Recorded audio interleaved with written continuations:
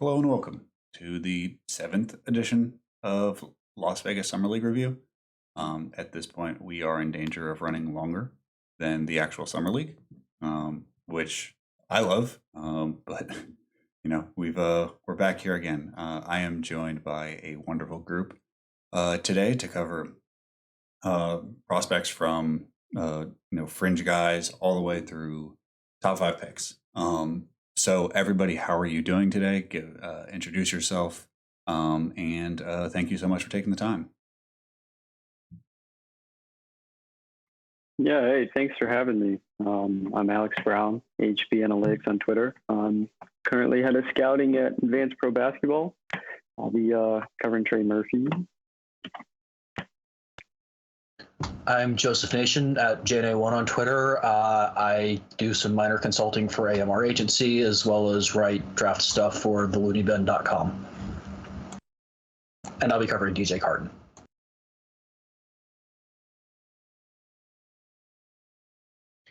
I'm Evan Zaucha. I write and podcast for premiumhoops.org. I recently accepted a gig with Sports Info Solutions. And then I also recently wrote something for the Stepien.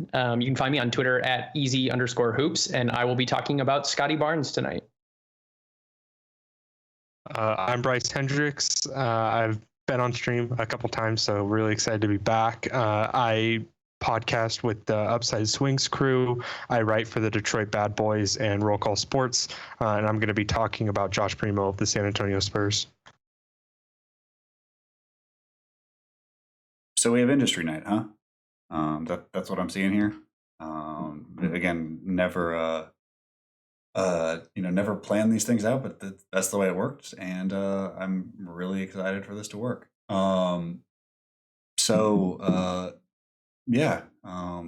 have some people, a good mix of people who are at Summer League. We got a good mix of people who have been on the stream. I'm really excited. So let us get into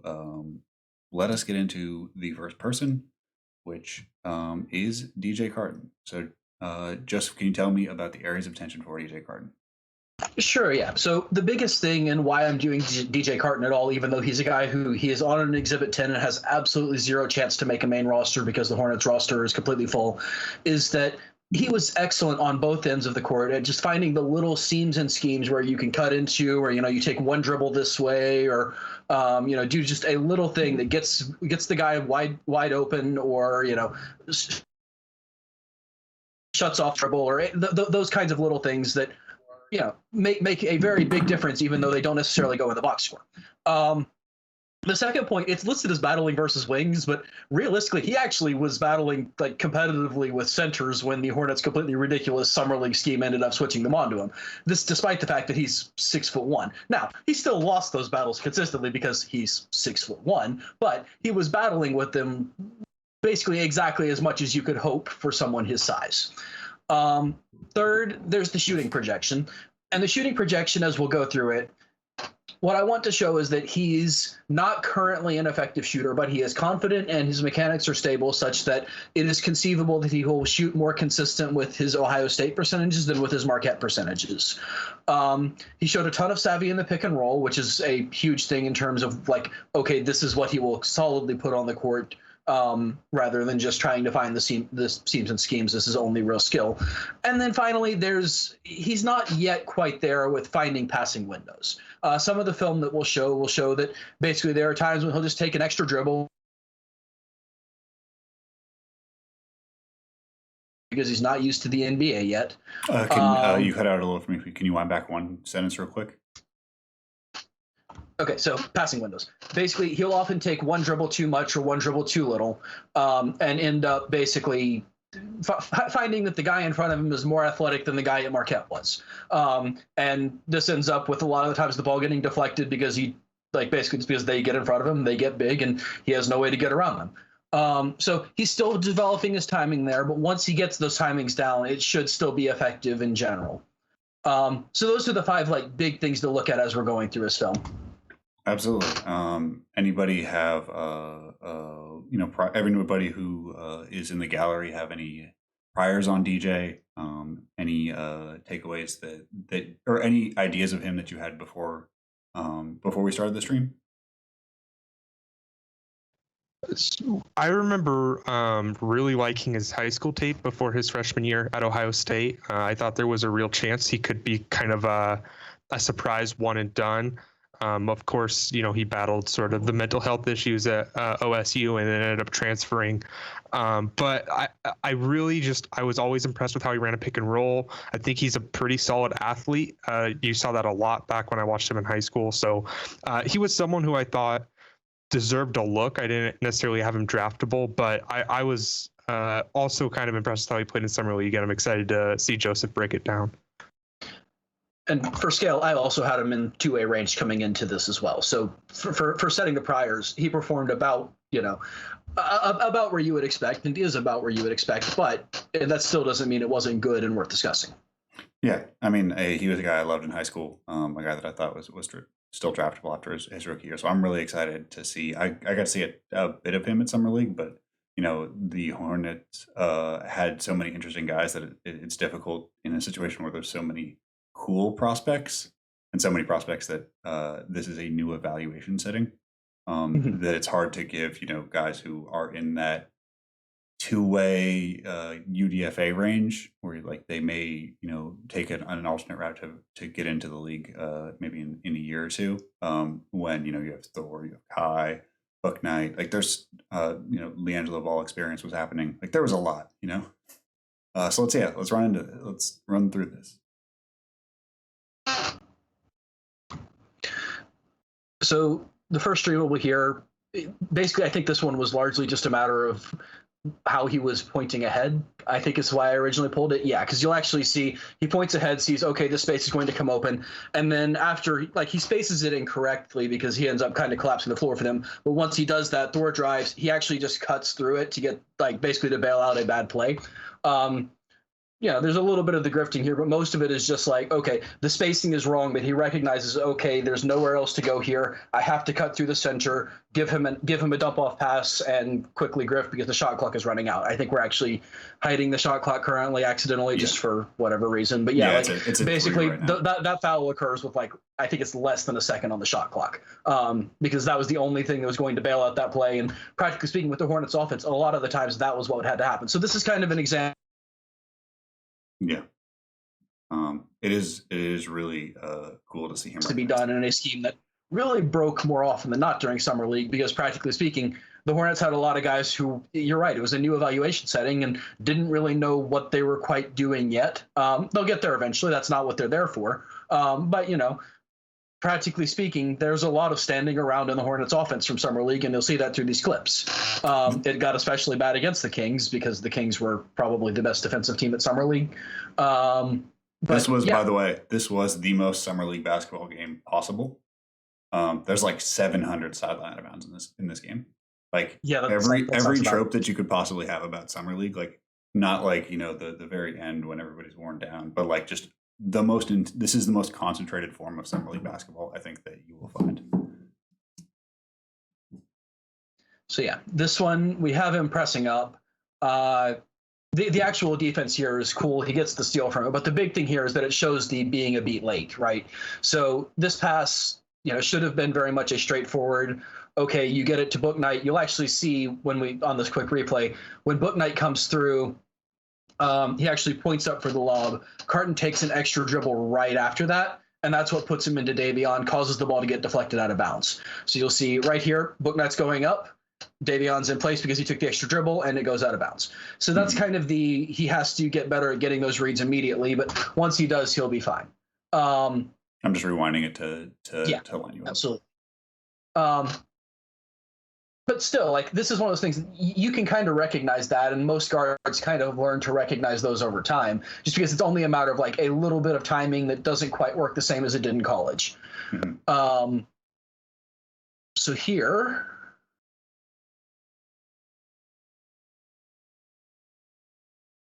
right. So this play, he's nowhere near the ball on any of this play, but just recognizing, okay, he spaces out. You can actually see that he recognizes that the defender is going to have to help off. and basically moves to and actually points off to, okay, well, now Thor's open, defender is helping. Okay, now I'm open, get it to me. And of course, Book Knight can't do any of that because he's completely trapped in the corner because he dribbled to nowhere. But again, learning. That's the goal of Summer League, and that's what you're there for. But the fact that Carton's already recognizing stuff like that of, okay, there's the open guy, now I'm the open guy. Those are things that he's going to that everyone is going to have to learn, and he's already got. Yeah, it's also worth noting that like his gravity is not exemplary. I mean, he shot like 15% from three, right? Yeah. And teams are going to have some pretty intense help off of him, as we'll see from clip to clip. Agreed. Yeah, he went 1 for 7. Like, it was not a good shooting stretch, but I do think it's important to note that, and that's actually the clip that we're going to go to here. This is a miss, but this was his only 3, I believe, attempted in this game. It's a relatively difficult step back with the shot clock winding down, but it's confident. It's in it's in alignment with the basket. It just falls short because this is that's a very difficult shot. Mm-hmm. So at some level, yes, he wasn't shooting.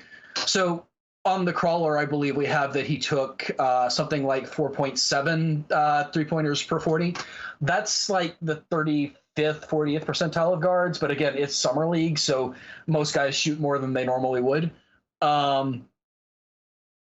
Practically speaking, with the 3, and this is the main picture that we have of this 3. The last clip was, if you'll actually pause on this clip while I talk through this point. So at some level, yes, he is not a good shooter currently, and there were points where he was a little bit hesitant, but there were also points like this where he was taking confident step backs. Basically, when he knew he had to shoot, he was willing to take it. He was getting reasonably good mechanics with it, and I think there's a level to which, yes, his shot is not he's not going to be an elite shooter ever, but I think he did in his first year at Ohio State when he was actually playing a role that remotely resembles his NBA role.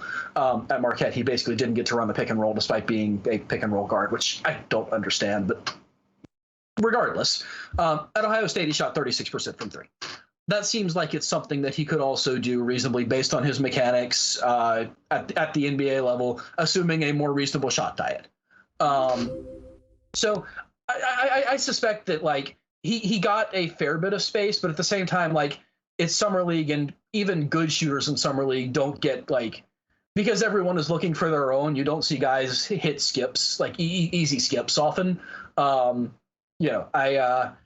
was one guy who I paid attention to who I think out of despite the fact that he was arguably the best catch and shoot guy in the draft statistically, I think he got 1 catch and shoot. We're going to not name names there because, we've already referenced who he might be. But he got 1 catch and shoot opportunity the entire summer league.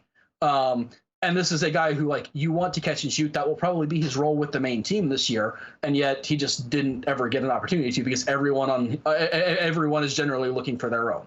So I think if Carton were getting to take actual catch and shoots, he would probably have looked relatively fine from 3. It's just a matter of actually getting him those catch and shoots, which summer league is not good for.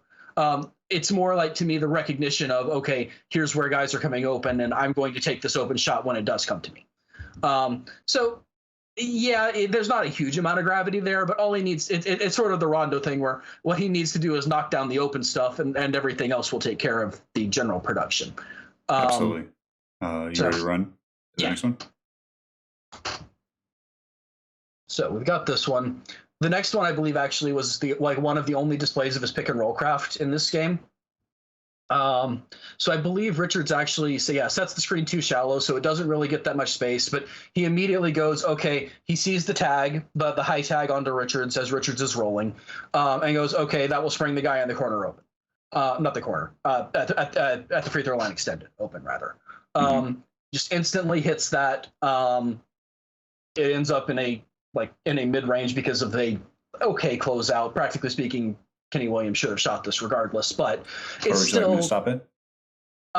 No, it's good to run through because the explanation on this one's fairly short. But basically, that's a good read. That is a consistent pick and roll read that he can make, and it ends up in a wide open mid range too, even though it could have been more. So that is what you will want to see him doing time after time after time because he is at his core a pick and roll guard. So here, so that was a good example. That entire play actually was just there for the back screen. So he was actually consistently like trying to look for those back screens on guards, which are huge for the Hornets because the Hornets often look for those like, basically everyone on the Hornets except for like maybe 3 or 4 guys is a capable lob catcher. And it's especially a big deal for a guy like Richards, where like Richards needs someone to spring him open for the for lobs. That's what he does, or would like to do. And practically speaking, like Carton was consistently setting those screens, getting as much separation as possible. And if not for like, again, this is summer league, people are looking for their own. Like if normal NBA timing were there, most of those are going to lead to dunks. And the fact that he knows consistently when to look for those is a fairly big deal. So that clip is actually fairly interesting because it requires like looking at the specific angle. So you could actually see him very slightly change his direction just so that it runs into the guy trying to slip.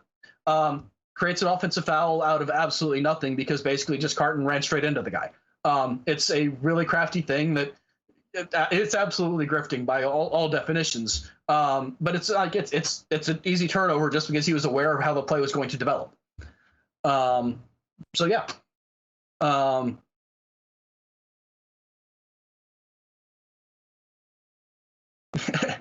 a very unhappy player in response. So more pick and roll. They ghost the screen. And this is, again, him being a beat late, where it's like he gets some pathway in front of him.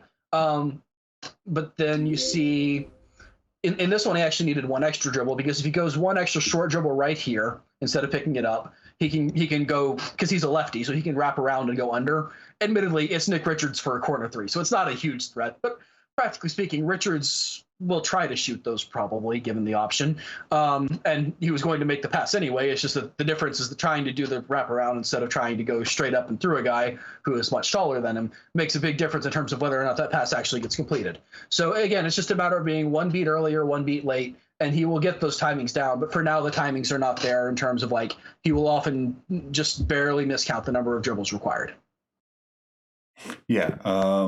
So to the group, I say, are you guys aligned that the jump pass is like, yes, he probably picks it up too early and doesn't change. He could have slowed down and make a different read. But the jump pass is the, if those are the misdemeanor, the jump pass is the leading crime here. Yeah, I mean, it's definitely a major part. I'm not a fan of jump passes. I don't think they really put you in an advantageous situation unless you like pre-made that read and you need it to get there. But how much of plays like this do you think is derived, I guess, from Carton's discomfort using his right hand? Do you think he has a higher propensity to, gather too early when he's, attacking right like he did there than if he were going, I guess, to left side? That would be one thing I would definitely want to look at because I think they're going to need him to be comfortable going right and not have this propensity to jump in the air. I think that's really going to affect his timing moving forward. What are you guys' thoughts on that? I think that's probably reasonable. He's obviously not Killian Hayes in terms of discovery using his right, but there is at least some level in which he is clearly a left-handed player. So I could definitely see that being something that, yeah, he should work on. At the same time, I think him being a lefty, a lot of what hurt him in terms of in terms of being left-handed in this event was more like his screeners didn't understand how to play with a lefty, and so a lot of that threw his timing off as well. And I think he might have been fine if if his screeners understood the directions he was wanting to take as well. But obviously you see plays like this where, yeah, practically speaking, if you were more comfortable going right, then yeah, there's a lot more threat to just go to the basket rather than them sitting back and waiting for the jump pass. So yeah, that could matter. I tend to be fairly low on handedness being a important factor in general. But obviously there are times when it matters, and this is one of them. So. Yeah. Yeah, I was going to say, I'm right on board with that. The ambidexterity is something that I've overvalued when it's present in the past, I think. And on the opposite side of the coin, if a player is one-handed, I've kind of flagged them for that a little bit more than probably I should. There are ways that you can scheme around that early, and it's something I consider to be an early disadvantage that is able to be overcome with some smart scheming, but it does kind of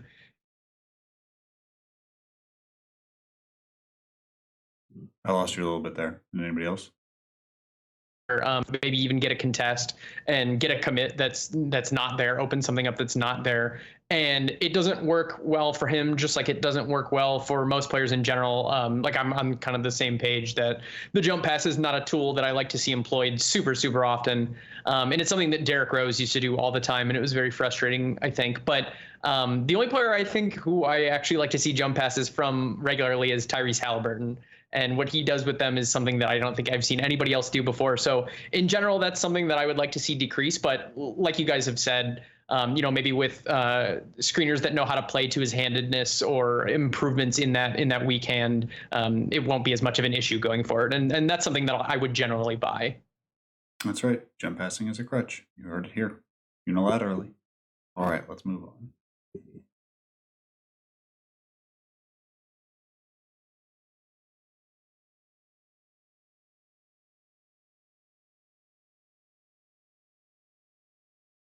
Okay, so This one I threw in just because I liked it and there was a replay.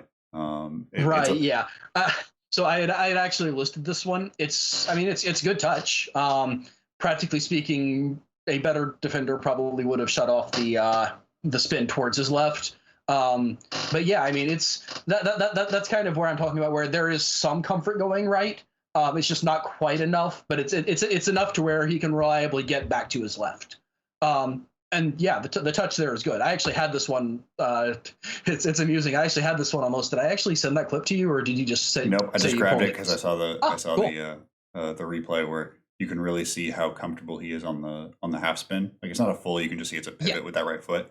And that's really encouraging from the ability. A lot of guys have balance issues that prevent them from going the other direction. It's not just the handedness. It's like they're just not comfortable shifting their weight around. So to see him, more comfortable with something that he probably shouldn't be. It's not the most advanced footwork, but it's something. I found that to be encouraging. It's more than I was ever capable of. But yeah. So yeah, that one's another good pass where he predicts the relocation as well.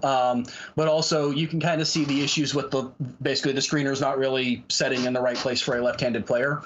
But yeah, sees the relocation. On this one, he actually takes the proper number of dribbles. He actually extends the dribble by just enough to create, basically to make Book Knight a little bit more open, because basically that one extra dribble forces the defense to sink a little bit further down, makes the guy up above the break more open. So again, some of the times it's there, some of the times it's not. If you'll let this one replay in a second.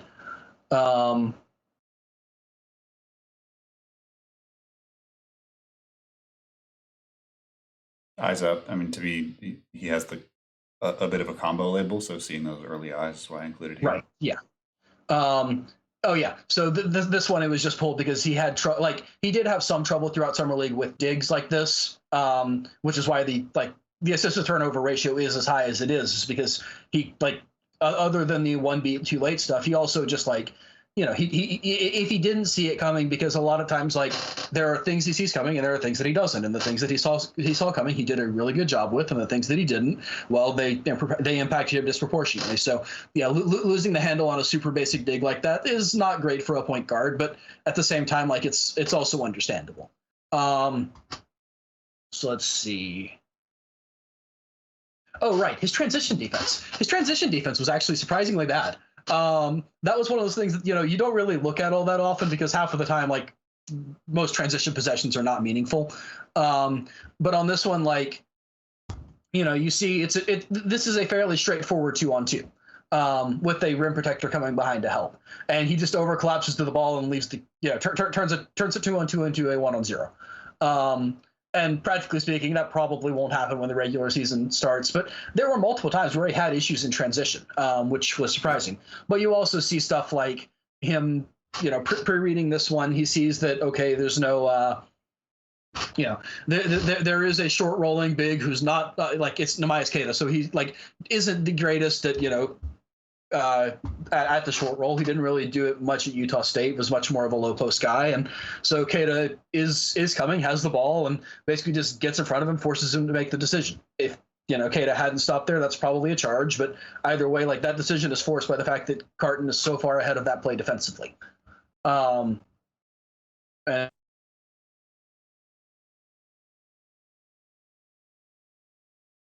ends schematically.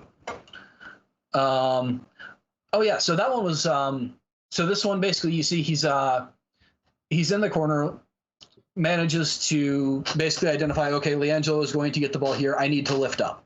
It's nothing more than a good lift, but it is a good lift nonetheless. And with again, we've talked about his gravity being what it is, but basically there is a wide open shooter for LiAngelo to go to that is there only because of Carton lifting.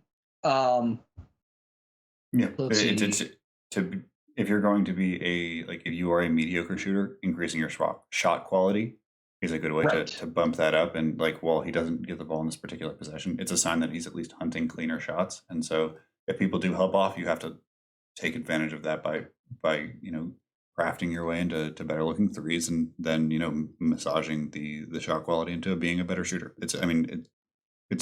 It seems inconsequential until you realize that I've shot 2% higher this year because I took a little bit better quality of a shot off lifts. Right. And a lot of the times, it's not just that you'll get better shots for yourself, but LiAngelo took that in a 1-on-3 situation. There was a very real chance that lift was going to turn it into a 1-on-2 at the NBA level because the guy who was assigned to Carton was going to have to rotate up with him. And so it's not only necessarily about getting better shots for yourself, but just that little bit of movement will cause the defense to react most of the time. And so it might get you better shots, it might get your teammates better shots, but either way, it ends up important in either direction. Yep. Let's run it. Right. So one more play of him using his right hand well as this quick little short dribble to basically just get through the dig. Again, it's if he sees it and recognizes that it's coming, he can handle around most things fairly well, because you do see that little dig right there. And he the finish is still left-handed, which is probably not ideal because practically speaking that was more easy to contest. But it's a good right-handed handle in terms of this is a guy who will at least be some level of ambidextrous without being too harmful.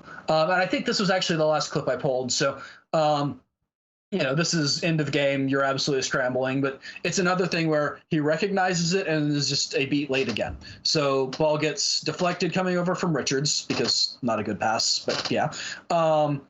So Carton goes back, lets it go back court so that they don't rule, over and back.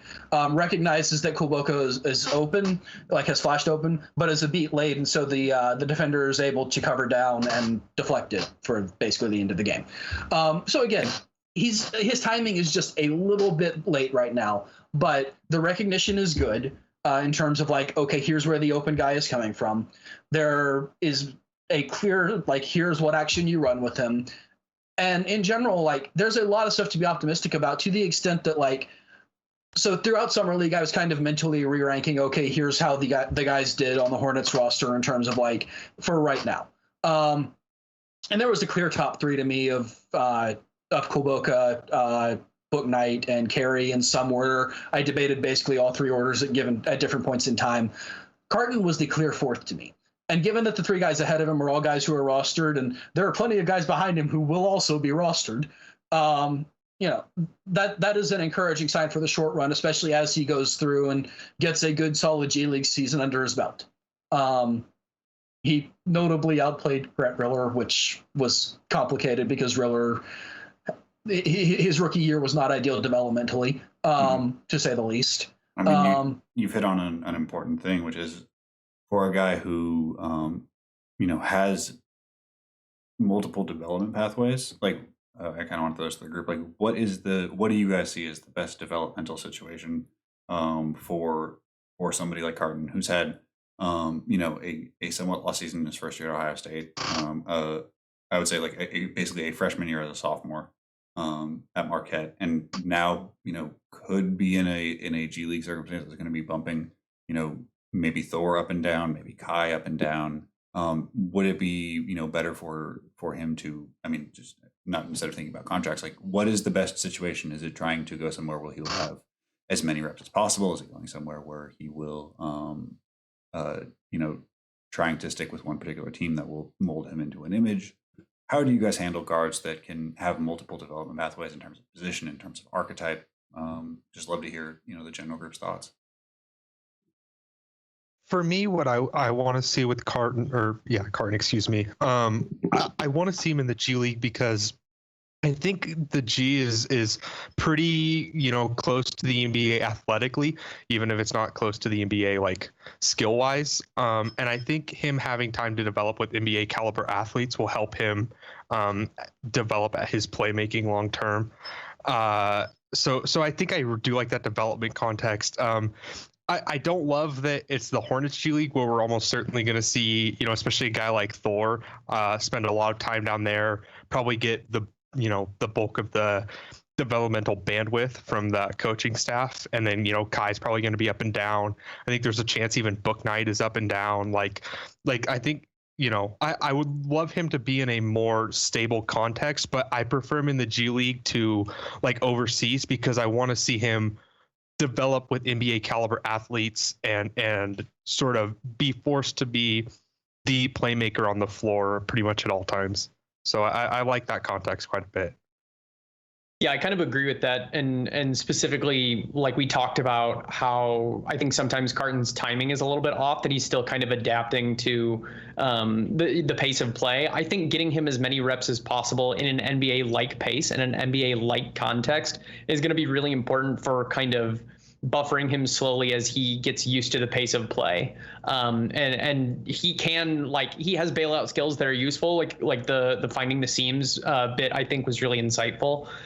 So I think there are ways that you can make that work. I think it's going to be a lot of G League time, but the benefit to that too is that I think that he's going to get some pick and roll reps too. So when you have a guy who, like we've talked about, has a bunch of different avenues to develop into, a bunch of different pathways that he could potentially follow in his development, a diversity of reps and giving him the opportunity to try different things in a bunch of different kind of contexts will, I think, be helpful. And if he really pops in something early on, like especially in that G League time, that might be a skill that you want to invest a little bit more into as the development trajectory continues onwards. Yeah. Yeah. So I agree with the G League deal. I mean, I think that's most likely where he's going to end up as far as his first developmental year. I think getting time with some real raw athletes like Kai and JT is also going to be good for him because he can't play. I mean, he obviously is, a cerebral player. He makes good reads, but he's going to have to adapt with guys like that around, and he's going to have to learn how to create advantages off the ball as well, especially if guys like Thor are getting reps on it. I don't mind the overseas fit though either. I think a lot of European teams especially run really great pick and roll systems and have real cerebral play. So it really depends for him if he wants to be a full-time lead ball handler off the bench, at his ceiling. I wouldn't mind going overseas either and being a high usage pick and roll initiator that can make all the reads and develop his off the dribble equity as a scorer. I think if he plays in the G League and has to defer a little bit, that could potentially stifle him because he may have to look to get his own a little bit more off the ball, and due to his lacking execution, that could end up being rather poor for him. So, I see it both sides. I'd like the G League deal more, but I would seriously consider going overseas if it doesn't work out his first year, if he doesn't take major jumps. Yeah, so I think the argument I would present is that his game is more suited to playing in Europe, but he would be better off developing in the G League. Europe doesn't have the athletes to punish the things that he needs to work on right now.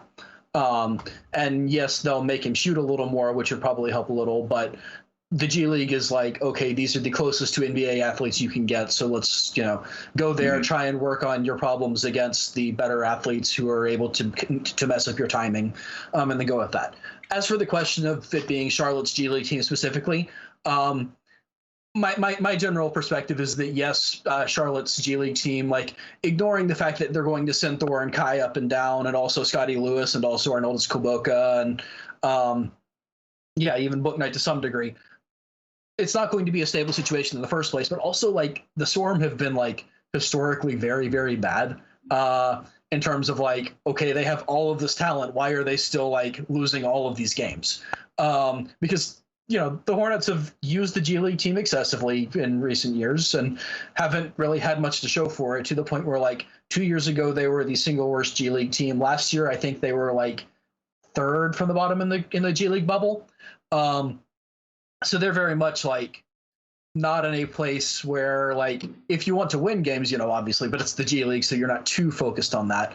But I think the ideal thing for him would have been to get into a place that gives him a two-way. Which I mean, obviously every Exhibit 10 player, except for a few, at least given the current rules, would prefer a two-way. It's complicated because of, under normal circumstances, a 0-day two-way is that whole mess. But given that two-ways are currently paying at flat rates, a two-way is just strictly better right now. But it also puts that one team that does sign you into a situation where they're actually actively invested in you. And I think Carton kind of needs a place that's going to actively invest in him, rather than like, oh yeah, if you come around like maybe 2 years down the road, we'll kind of have you as our third string point guard. Which, yeah, like Charlotte's not ideal, but he should still be good for Charlotte. And he is, at least as of my knowledge right now, the only point guard that they have like designated solidly to the G League right now. Yeah. I mean, I think, Philadelphia. Since Ruler's out, do we have any final thoughts before we head over to Trey Murphy? The last thing I would say is I hope he watches a lot of like Tomas Satoransky and Raul Neto film, because we mentioned early on that like even if he's not a good shooter, he can get good looks by simply doing little of those sort of rising from the corner or relocating to the corner. Those are two guys who I think are really good at that, and their shooting numbers are solid despite not being very good shooters. So I think guys like that, he should try and develop that type of off-ball game.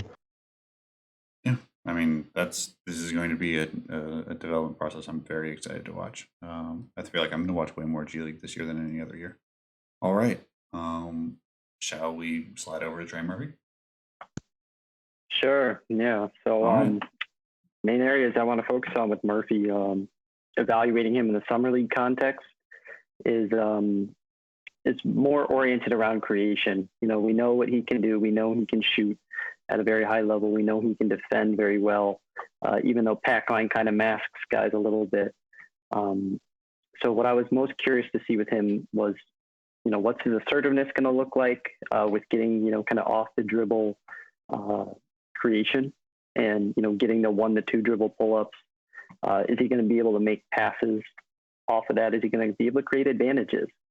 And while Nola probably won't ask a lot of that from him, if any, he's going to be the guy that's finishing plays rather than creating them. It's still important for him to, be able to get to that, 1 to 2 dribble pull up in a pinch. And then on the defensive end, one area I really wanted to see him play against was these big wing guys, guys like Kuminga, guys like Pat Williams. And I think he more than held his own. I think he added value on that end doing that. And he was kind of skinny coming out, and, he just had a huge growth spurt over the last couple of years. So he still hasn't, filled out all the way. So I was curious to see, how is he going to play against, 4 wings or, these big guys that are going to, that he's going to be put on, because he's going to guard probably the best offensive player in a lot of situations, or the second best. And then just seeing, obviously in pack line, the help scheme's a little different than what's going to be like in the NBA. So I want to see, okay, how well is he rotating?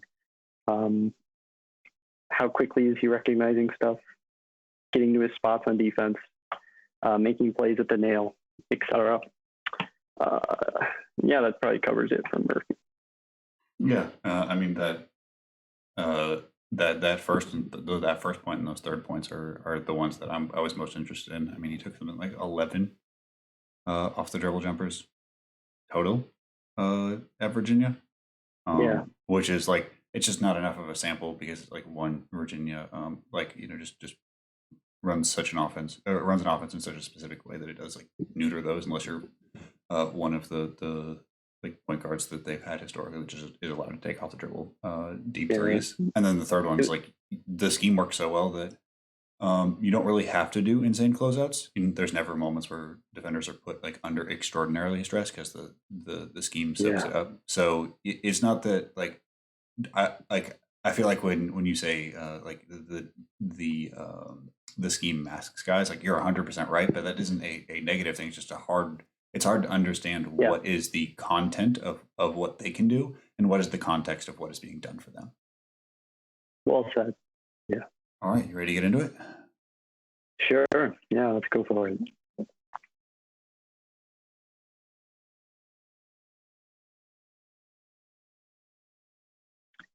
All right, so first play. I love, first of all, seeing him just handle the ball in general. He wasn't doing that at all at Virginia.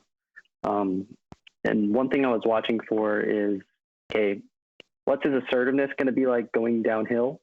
And how is he going to own his space as a creator? Because one area I've even spoken with him about on just on scoring in an NBA system is you got to be able to own your space going downhill. Whether that's getting into a 2-foot gather and going up into guys or, pulling up a little earlier. And one thing I've noticed with Murphy is he has the propensity to really struggle owning his space when he kind of goes on these little 1-foot gathers in the contact.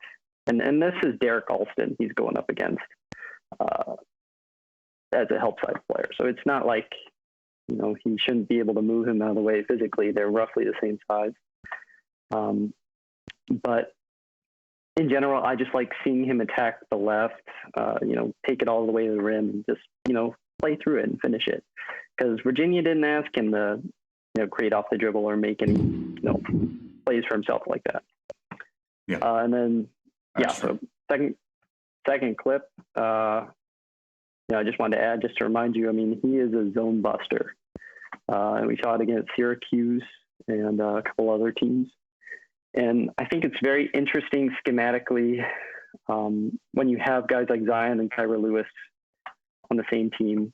A lot of high gravity players. It's like Ingram as well. You're going to get a lot of these types of looks if they go to a zone in a pinch to stop or mitigate, the dribble penetration of point Zion or, Ingram running off the stagger, et cetera. So I also think the range on this is, and how effortless it was is just ridiculous, considering he didn't take, again, shots like this at Virginia as far as range goes. He was, textbook there. But, that's in his arsenal. So, and then, third clip, unfortunately he had to do it against my guy Jessup. But what I like to see, again, is, Jessup goes up to ice that or get in position to do it. And he just, would you mind going back to that one, by the way? Of course. Before it, yeah.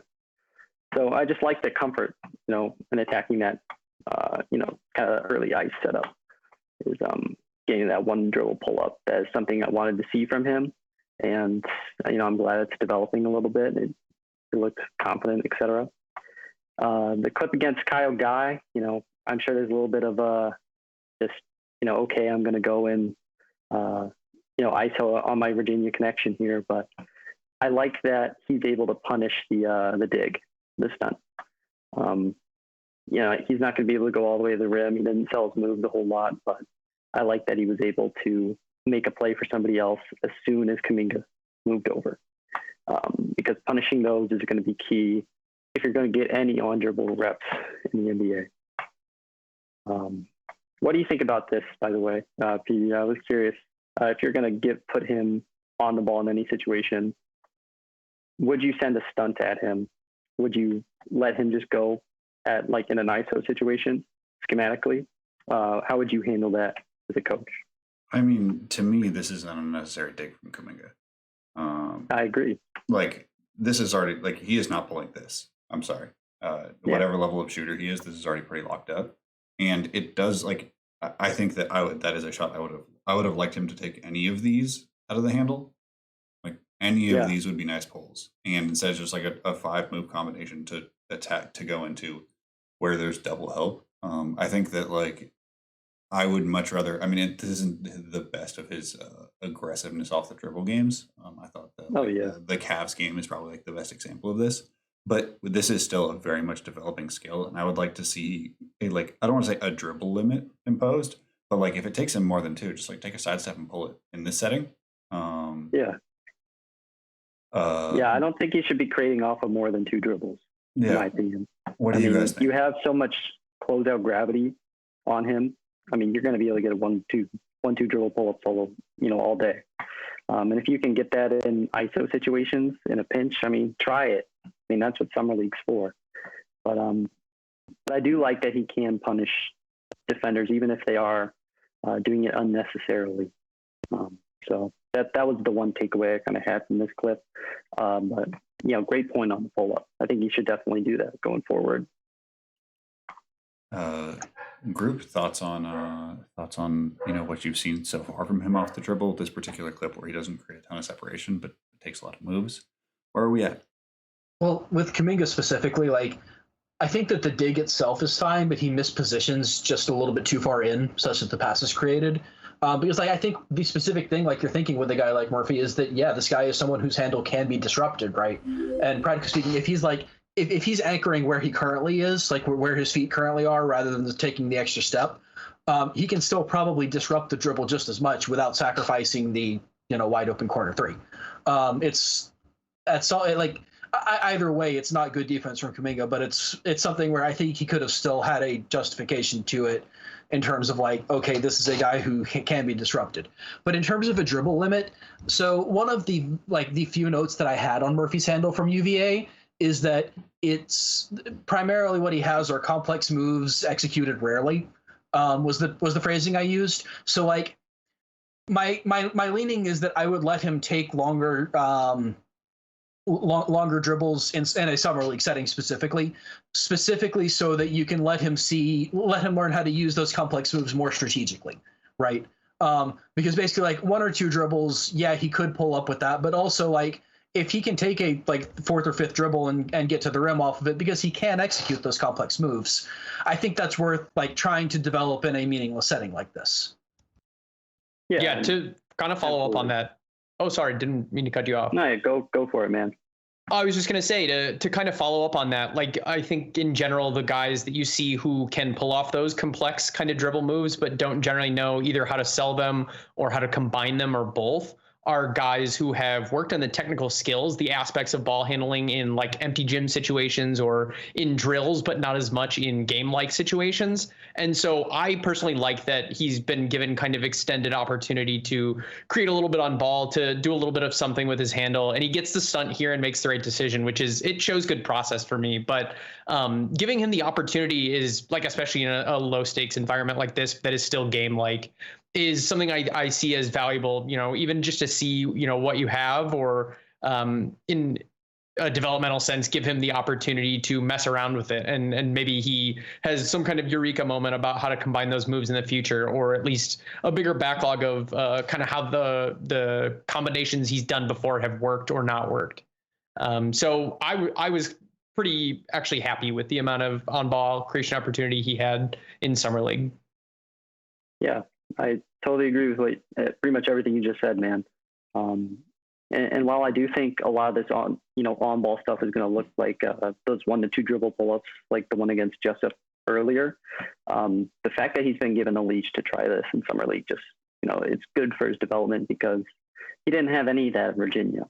If you don't have a lane or a scoring opportunity that's, the best shot, you're passing that off. And letting your guard create. And it's cool to see him get back to that and have that freedom. So I definitely want to see more of that. It's a shame we only got a few games of it, but I'm curious to see what that looks like come, season time. Yeah. And then here, just, making the right play at the nail. Kuminga was not in a threatening position. And then, the 1 foot, again, leaping, he's just got to learn, I think, to own his space a little bit better. Whether that's gathering with 2 or just, continuing to strengthen his core and his legs in general. And just protect the ball. His athleticism was really interesting to me in summer league, because he has fluidity. It's just not he doesn't really have shake. Even the way that he moves, there's just not a lot of left and right. But in terms of stringing movement skills together, transitioning from picking the ball up to jumping, that stuff was much more fluid than I thought it would be. His dribble kills look really natural flowing into jumpers, but it was the move flowing into the jumper that was the issue. So that east-west fluidity is something I'm really interested in seeing, especially with New Orleans development staff specifically. Oh yeah, definitely. Yeah, and if he can eventually turn this into sorry to interrupt, but you were talking about on the McDaniel stream yesterday, get to that, 1-step Euro, or just, slow it down, learn to, string those lateral moves together, because he's shown that he can string those together. He just needs to, start applying them in a game setting and learn how to operate off 1 foot like that. But yeah, I think the potential is there with the athleticism he has. But go ahead and jump in. Sorry to interrupt. No, you're good. So the last time I was on, we talked about Franz Wagner and sort of the changes the changes you have to learn in your body when you go through a growth spurt. And I think that's some of it with him. He still looks like he's a little uncomfortable at his hips.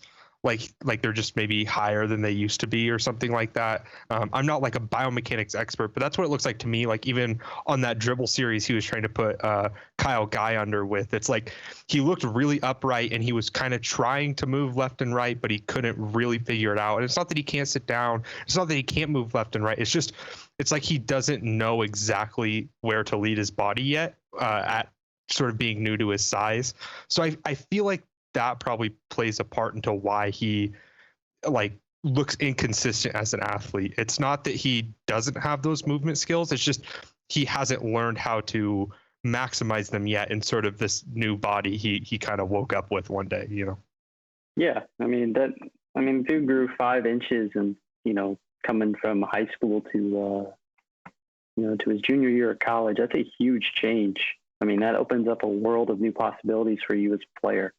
And being a guy, personally, I was 5 foot as a freshman. I grew about a foot in 2 years when I was a junior, senior.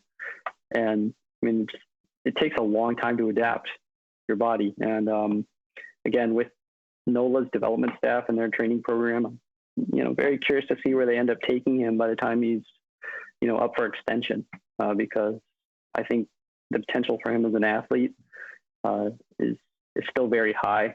I think he has a lot of room to grow. I think based on what we have seen, he could be a plus athlete and potentially a solid lateral mover based off what we've seen on the defensive end as well. Yeah. So I think there's a lot of tools here that he's still learning to apply, which just adds to the upside appeal in my eyes.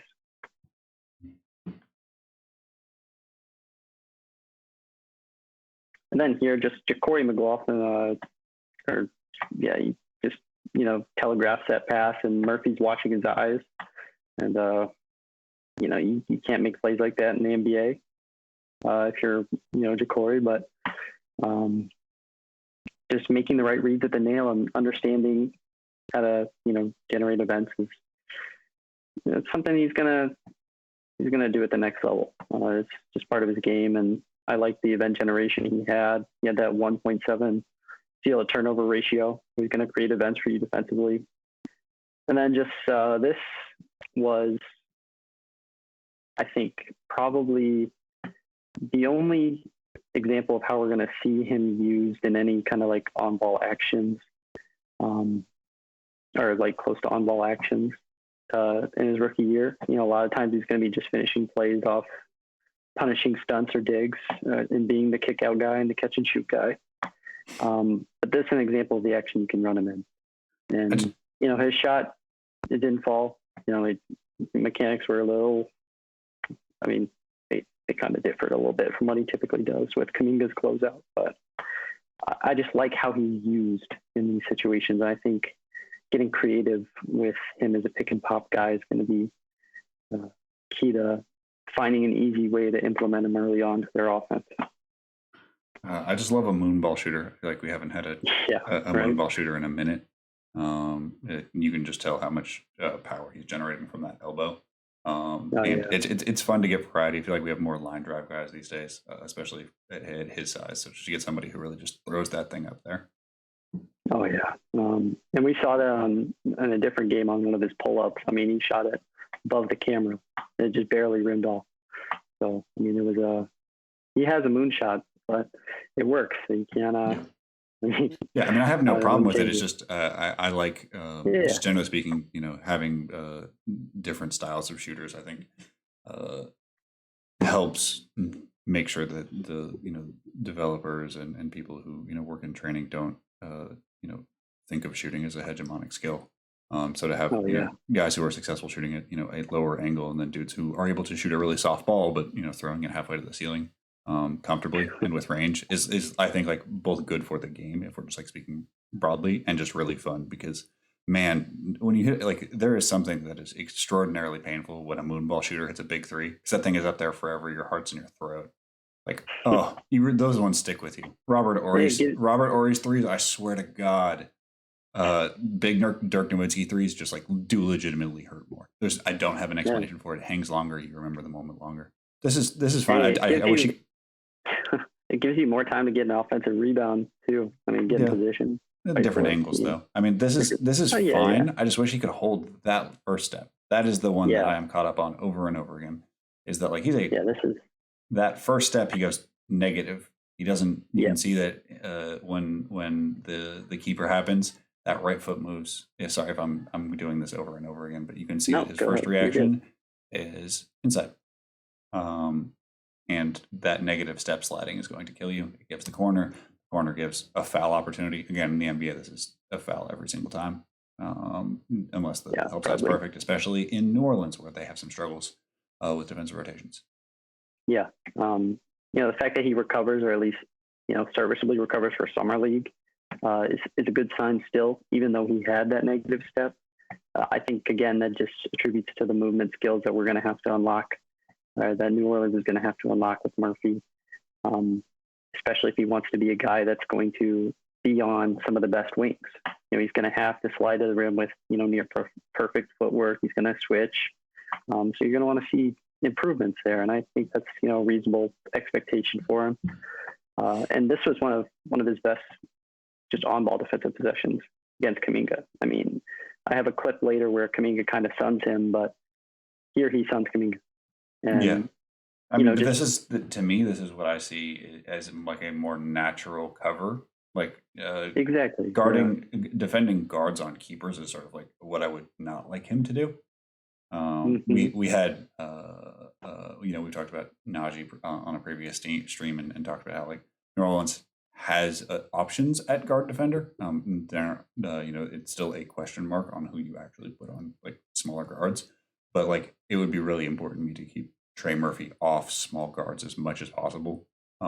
If only just because like that's going to expose where that is just the deepest water for him, and defending like fours with less wiggle and try to win on strength is going to be like his comfortable assignment. I think pretty early. Yeah, and that's what I think teams are expecting, especially New Orleans is expecting out of him. I think you're not putting him in a position where you get the most advantage out of his defensive acumen if you put him on guards. I still think he has room to grow for these big wings, like you see here. I mean, he just, doesn't really get in position to make himself succeed and loses to a great downhill athlete in Kuminga. But I'd be curious to hear about your footwork here. Yeah, you can just see that he makes the right read. Just like when he gets his hips flipped, that next step. Yeah, like you see how the that same foot thing. goes like kind of in? Yep, That's it's one the same thing I'd thing. like to fix immediately. It's that Yep. same negative step. It's the same negative step. It's just not, doing like the offensive lineman, kick out. Would honestly be like the workout pattern that I think would be the one that would be most beneficial to him, like with resistant bands or something, because you can just see that first lateral step. He's fine if he can recover on steps 2 and 3, but he's not on balance. He isn't capable of delivering a blow. I think if he gets a solid chest instead of a little bit of a shoulder, Kuminga gets digged by strong side help.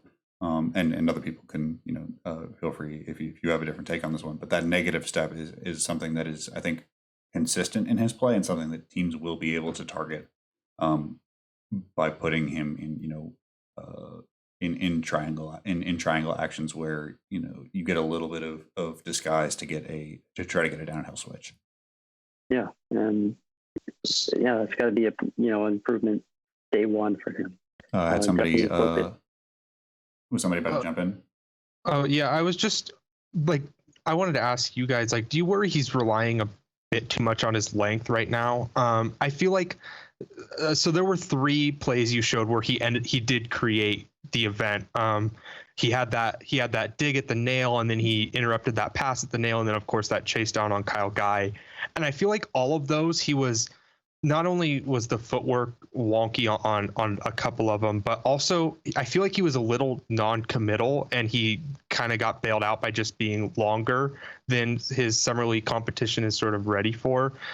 Specifically, like that one, and I should have brought this up earlier when that play was going on, but he just kind of stuck an arm out instead of actually jumping that pass, and it worked out for him. But I feel like there are going to be times in the NBA where he's non-committal enough that it's not like he's still in the right position if he's not trying to jump it, but he's not fully jumping it either. And if that big would have caught that, he would have finished. So do you think he's going to have to learn to not just rely on his length? And just generally, I feel like there's sort of, and I love Trey Murphy, so I don't want to come across like I'm down on him or anything, but I feel like he's sort of had issues as like just being super confident in himself, or that's maybe not the best way to put it, but just like fully committing to whatever he's doing on the floor.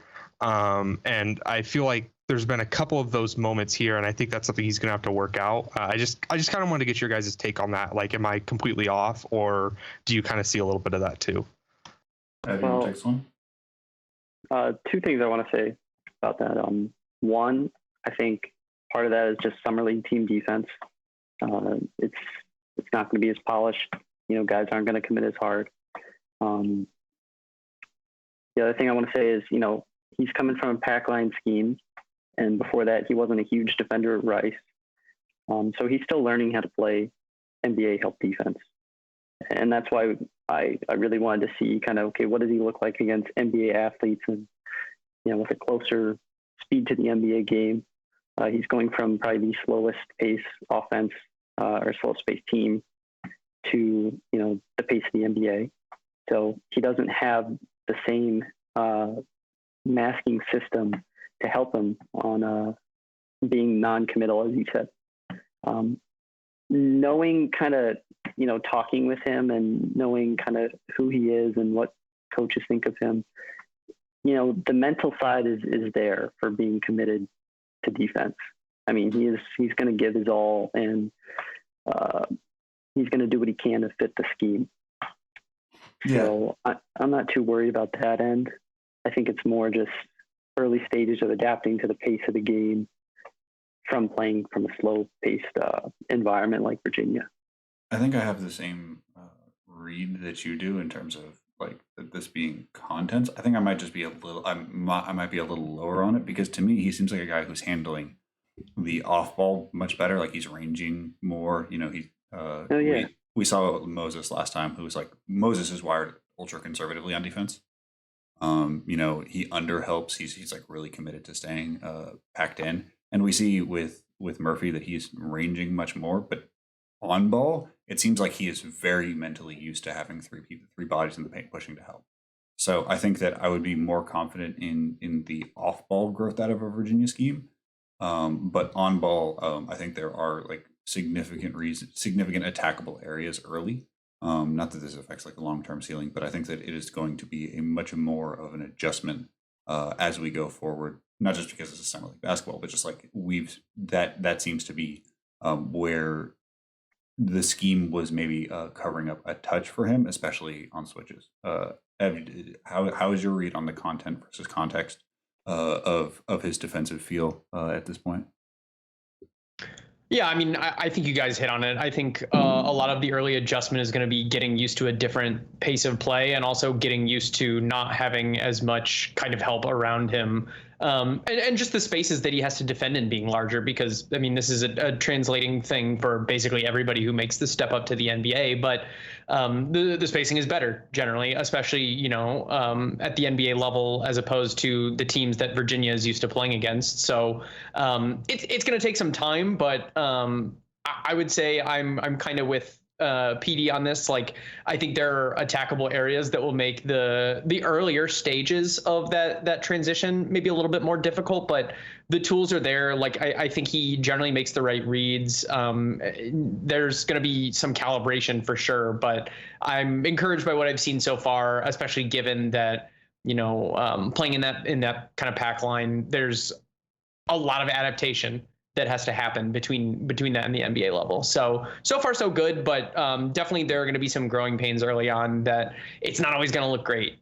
But all in all, I project it pretty favorably, I would say. Joseph, same read for you? Different read? Maybe lower on the overall defense? Anything? No, I'd say that's pretty consistent with what I've seen as well. I think there are some NBA reads he had to make at Virginia, but yeah, by and large, you're right that on ball, especially, he's used to having those guys behind him and occasionally lets guys through. Now, I also think there's a bit of stuff where part of why he's letting guys by is physical things, and the physical things will be harder to fix than the mental things, obviously. But again, that's growing into his body. So yep, 100%. It is what it is.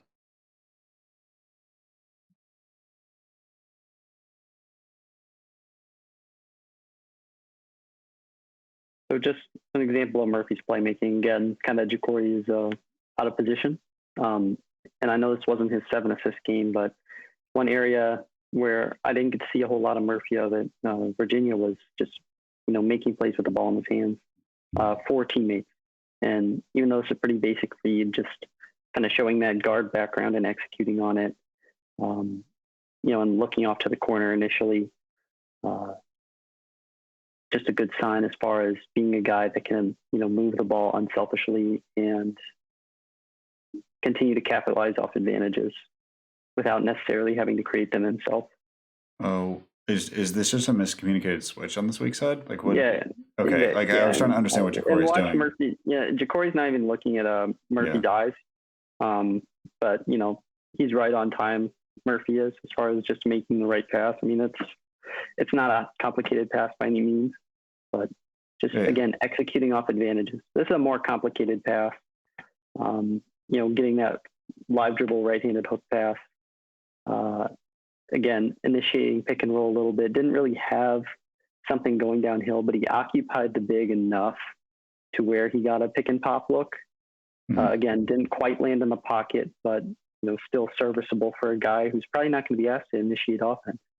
So, if this continues to develop and you get spot pick and roll possessions where he can occupy the big due to his pull-up shooting and then, make plays off a live dribble, it just makes him that much more dynamic of an offensive player. Again, still not perfect, but just an encouraging sign based off what I've seen. And he had a couple live dribble reads like this in other games as well. So I think two things really jump out to me about this one. One of them is more of a question, and the second one is just like the screen craft here. Sure. The first one is like, he just doesn't sell this screen particularly. I think it's going to get flipped, and he goes to a little bit too early, and it ends up being ghosted, which is fine. Yeah. You just want to see him be a little be slower in this read. I don't think there's anything that needs to be attacked immediately. Anybody? Am I misreading this at all? In this moment, No, there's not. I agree. Yeah, okay. And then the second thing and is, that's Well, I will say Yeah, the set fine. is a little bit weird in the first place, Yeah, where like the yeah. big man actually just like actively stops with no screen set in Yeah. either direction. yeah. If you look at where his feet are right now, it would look like he's sliding into that open space where Murphy's about to drive as well, and he just stops, like you said. So yeah, I think that he's just like doesn't know what Murphy's going to do. Again, this is summer league, and you get 2 practices, and everything is everything is very on the fly, play it like jazz kind of stuff. Which obviously is why you kind of have to slow down a little bit more and get 2 actions. And the second thing is like I really like the skip pass. Do you guys generally think of skip pass like these overhead hook passes as being passes where you kill your momentum or let it ride? Because I can kind of hear it both ways. I've generally taught it as kill momentum, just to ensure that it lands perfectly in the pot, like where you want it to. But I also like know that that's a very hard biomechanical process, and sometimes just getting it there is more important. Do you guys have an opinion on letting momentum carry you as you throw hook passes? I kind of feel like it depends on how developed the core is, especially, right? Because I feel like if you need to kill your momentum and you're going to hang in midair like that and kind of try to stop your forward progress, you'd have to have a pretty strong core. So if a guy can do it, killing momentum is probably the way that I would teach it, just because, like you said, the accuracy of the pass is generally better, or at least I would think it is in most cases. But if you're like buffering a player with an underdeveloped core, I think letting the momentum ride is fine. Although there will probably need to be some recalibration if the core does come along, because maybe you can just continue to let them like ride out the momentum. But if you get used to kind of going with that forward motion and throwing the pass at the same time and compensating for that forward motion, and you try to go switch back and do it the other way, you might have to recalibrate. So in general, I would agree that stopping that forward motion is probably the way that I would prefer it be done, but not every guy is capable of that early on. And I wouldn't take those kind of overhead skip passes out of the toolkit for any reason. Like I would try to adapt them to fit with what works for that guy at that time. Mm-hmm. Yeah, and for me specifically, I think it's actually something that's kind of a function of height, right? So a guy Murphy's size, like he has the windows for him are bigger, so he can afford to stop and kill his momentum, and the window won't necessarily close. Although, like against some defenders, it might. A guy like point guard size, use DJ Carton as an example. If he stops his momentum, that window is closed. And so like you can kind of flex it a little bit, like okay, this is a guy who has windows and will be able to use them, but like there are some guys also who just like they have to let it fly or it's not going to work, and those guys just have to practice a little bit extra to be like that little bit more accurate. Yeah, I mean, for me, I guess to explain why I'm a big fan of killing momentum, specifically on this exact pass, is that if Kuminga gets lost for a moment, he can pop back out for that corner 3 immediately versus having to take a negative step or 2 steps and then realigning. And it doesn't happen on this play, but if there was a drive, if there's a 45 cut, it would allow him to relocate quicker, and that's going to just be such a tool in that that 1.5 seconds when a defender turns their brain off the second that they go from point of attack to help side defense, as we've seen like Steph and Clay and just like the great relocation shooters after drives of the last decade. Sorry for the long tangent about micro skill. Go ahead. Yeah, I'm just saying that was a great point. I'm totally with you there. I think again, negative steps are going to be something he's going to just have to correct throughout his throughout his development track. Yeah, that was actually the last one. I cloned the multi-piece, the combo into the dig and dish for some reason. Okay, that's all right.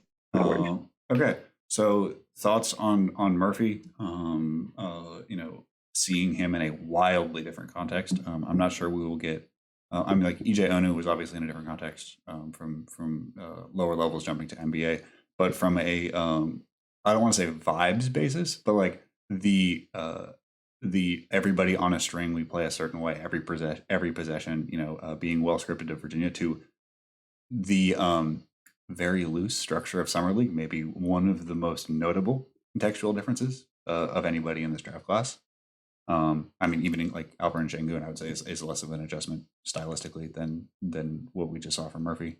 What takeaways do we have? What differences in evaluation? What jumps out to you guys? Well, just to start, then let you guys dive in. I just want to note I was really impressed with his transition. Again, there's still areas to improve upon, but I mean, he was given a platform to work on his assertiveness, which is something that people have questioned in the past due to his kind of archetype and again, the system at Virginia as well. But I think he adapted really, really well, and I think it showed both on film and on the stat sheet. So I was really impressed overall with Murphy. Not to fall victim to confirmation bias, but seeing that adjustment just makes me more confident that he'll be able to continuously adapt throughout his career. Yeah, in general, I don't try to put a whole lot of stock into what is essentially a pretty small sample in a favorable context for these kind of open run settings.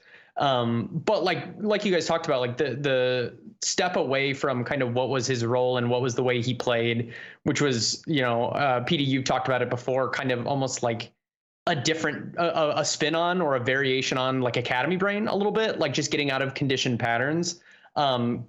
Trey Murphy was like one of the most impressive guys to me in all of Summer League. And something like this performance, specifically playing this way, not just in this game, but in the Bulls game, for example, really, really popped for me, and it really impressed me. And so it's not something that I am generally going to, project heavily going forward just because of the obvious differences in context and whatnot. But if he can kind of employ a lot of the stuff that he showed, or even some of the stuff that he showed early on in his development, where he's probably going to be much more like a tertiary guy than any sort of primary who's asked to do a whole lot on ball. Like, I think that is going to be really valuable opportunity for him. And he showed a lot that I think I was frankly a little bit surprised by, but definitely impressed by. I was really impressed by how he mapped the court on both ends. The court is just like the layout of the court is so different at Summer League versus Virginia. Just, you guys mentioned sort of the pack line having three guys ready to help behind him versus basically like no consistent help at the Summer League level. And the reads he made, of course, he had that 7 assist game, but even this one, where he overread that Ja'Cory Mclaughlin miscommunication, like I just really like how he saw the floor. And ever since I read Ev's piece, I guess that was like almost a year ago now, or maybe even over. I don't even know. It's all times a flat circle. But I've been really looking for like court mapping from my off-ball players, like seeing how they can fill holes as cutters or defenders. And in a place like Summer League, that shows up in passing in a way it probably won't in the NBA. But I was just really impressed by how he read the court, how he moved. I just, very impressive Summer League. And it like, PD, you mentioned there's 2 practices to kind of learn all that on the fly. I thought was really impressive and a great sign for him moving forward. Yeah, so I generally agree with virtually everything that has been said there, that yes, it was an incredibly impressive Summer League for a guy who was in a very different context.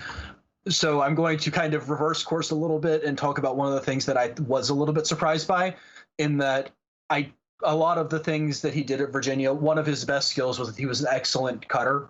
And I didn't think we saw that quite as much during Summer League, which is a little worrisome because a lot of the cuts he did make are like those auto reads where it's like, this guy turns his back, you go. And I didn't think we saw those as much in Summer League. I think they were still sometimes there, but like, I do think it is a little worrisome. That might have been a system product because cutting is one of those skills that occasionally ends up as such. But the thing is that everything else was so good that's like, if that's your only complaint, you're not going to by any means be concerned. Yeah, I mean, if I had to pick between him shooting off the dribble or him cutting, it's just like a skill, like it to, one makes it, one doesn't.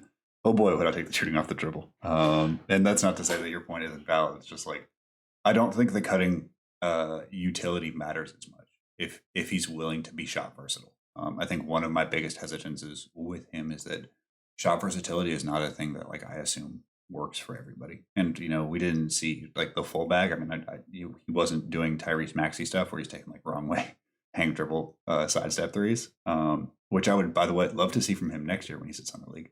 But I think that this is about as positive of a counter contextual example as I've seen, and like as his his showing versus Mobley was really awesome, and just seeing him do stuff that there was just not really tape of previously is a really good sign for his fit in New Orleans, who kind of desperately needs him to do the things he didn't put on tape before. Any final thoughts before we roll on out from TM3?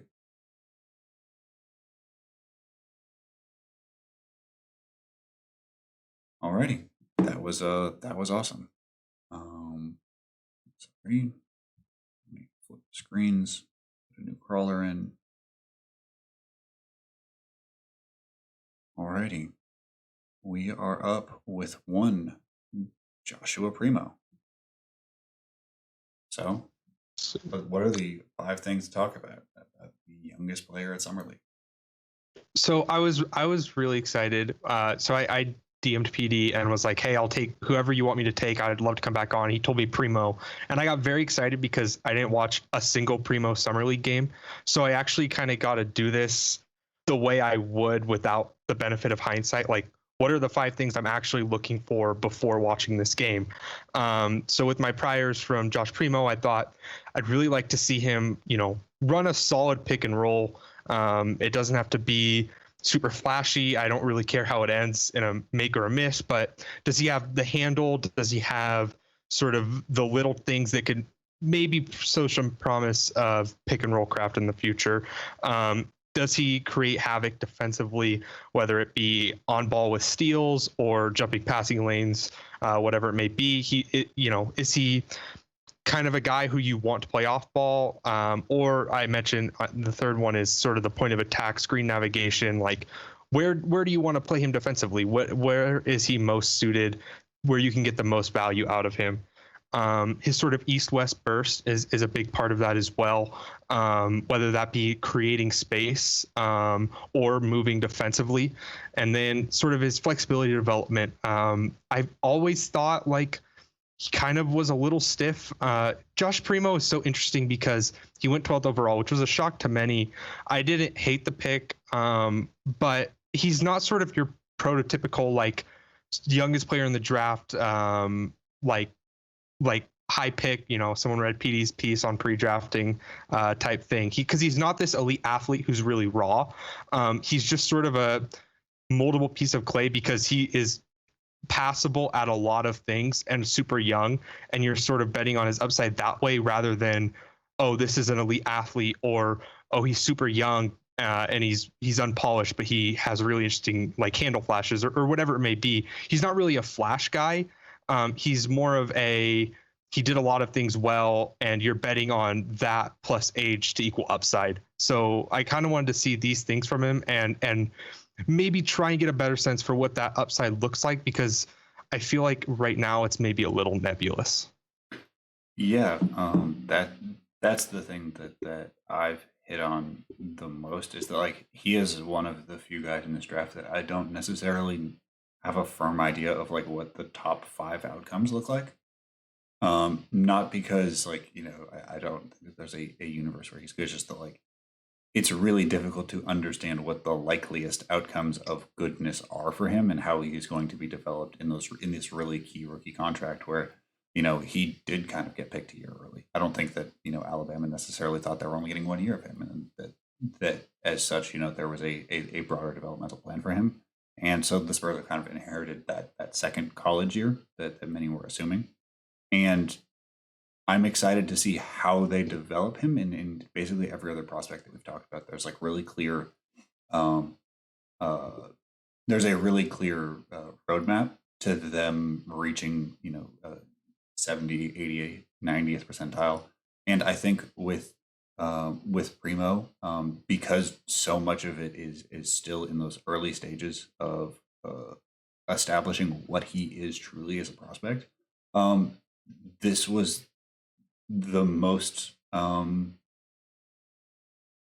data valuable Summer League. Like I really wanted to see what he would do in a context where it's just like, okay, figure it out. Like that's really exciting. I wish that he played more games. I wish that he had played 6 games again versus like some of the Knicks where I felt like I had a very firm grasp on all of them. Does anybody else share that opinion on not necessarily knowing how the best version of him like is as a player? Yeah, just to chime in, I think what's so interesting about Primo going as early as he is when you look at some of the developmental tracks, some of these other, guards and kind of the archetype, his physical archetype. I'm not sure what area he's going to be pigeonholed in, if he's not going to be like, your creator for the future, etc. So he's either going to have to turn into a really good off-ball guy or a guy that just kills you as an initiator. And,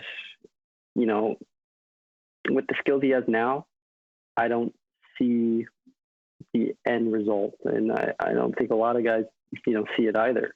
So I'm just fascinated with how they're going to develop him and what angle they choose to take with him, especially with the outlook of this roster in general. Yeah, he is go ahead, Joe. Sorry. You're good.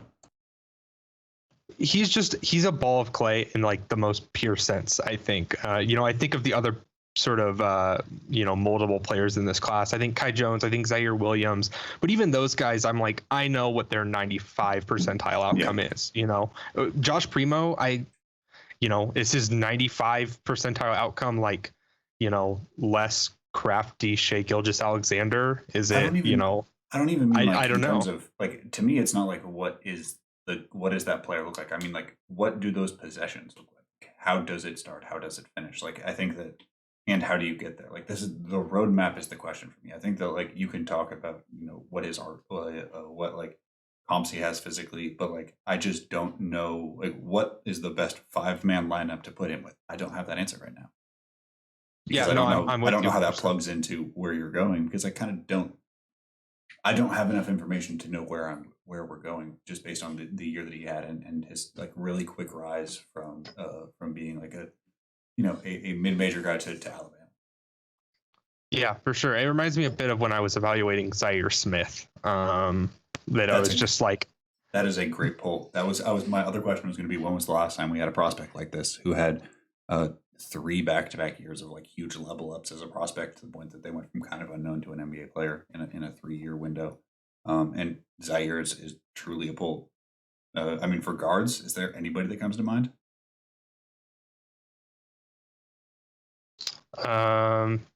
No, not that I can think of. The other guy I would think of is maybe like Kevin Knox. Like I remember he burst on late because he was like a quarterback, but then he grew to 6'9", and then that Kentucky season was weird, and I think people kind of took what they wanted from it. But yeah, I think Zaire Smith is like the one guy that the Josh Primo situation reminds me of. It's not a particularly optimistic group of prospects. I mean, I don't think that I'm not optimistic. It's that I'm trying to, I guess I'm being navel gazing here, but just like, I'm not, it's more about me than it's about him. Where like, I feel like with most prospects, I have a very firm grasp on what I believe, this looks like. And, if you drop me in front of them, I would have I could give you a developmental plan. I could explain, how they fit and how they go. And here, I just feel like there's so much blank space in between the lines that has to be filled in by the next 6 months of G League or NBA or whatever that combination looks like. Like even Poku, I had a better I knew what Poku was. How good he was at those things was very mileage may vary, but like everybody knew he was a 2 guard who is like 6'10" and will try insane passes. All right, we good to run this? Absolutely.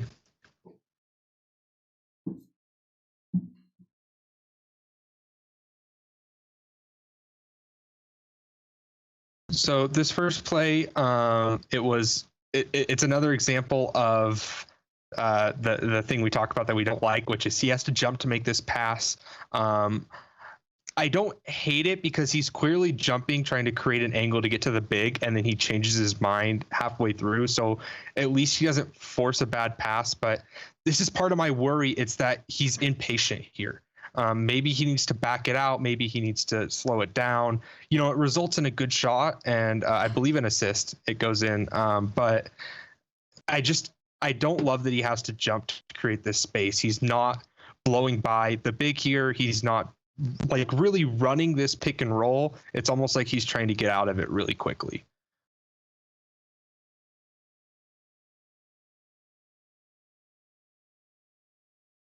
And then this possession is there's quite a bit of this in this game where he just doesn't look comfortable with the ball in his hands. You could just see how high that dribble was.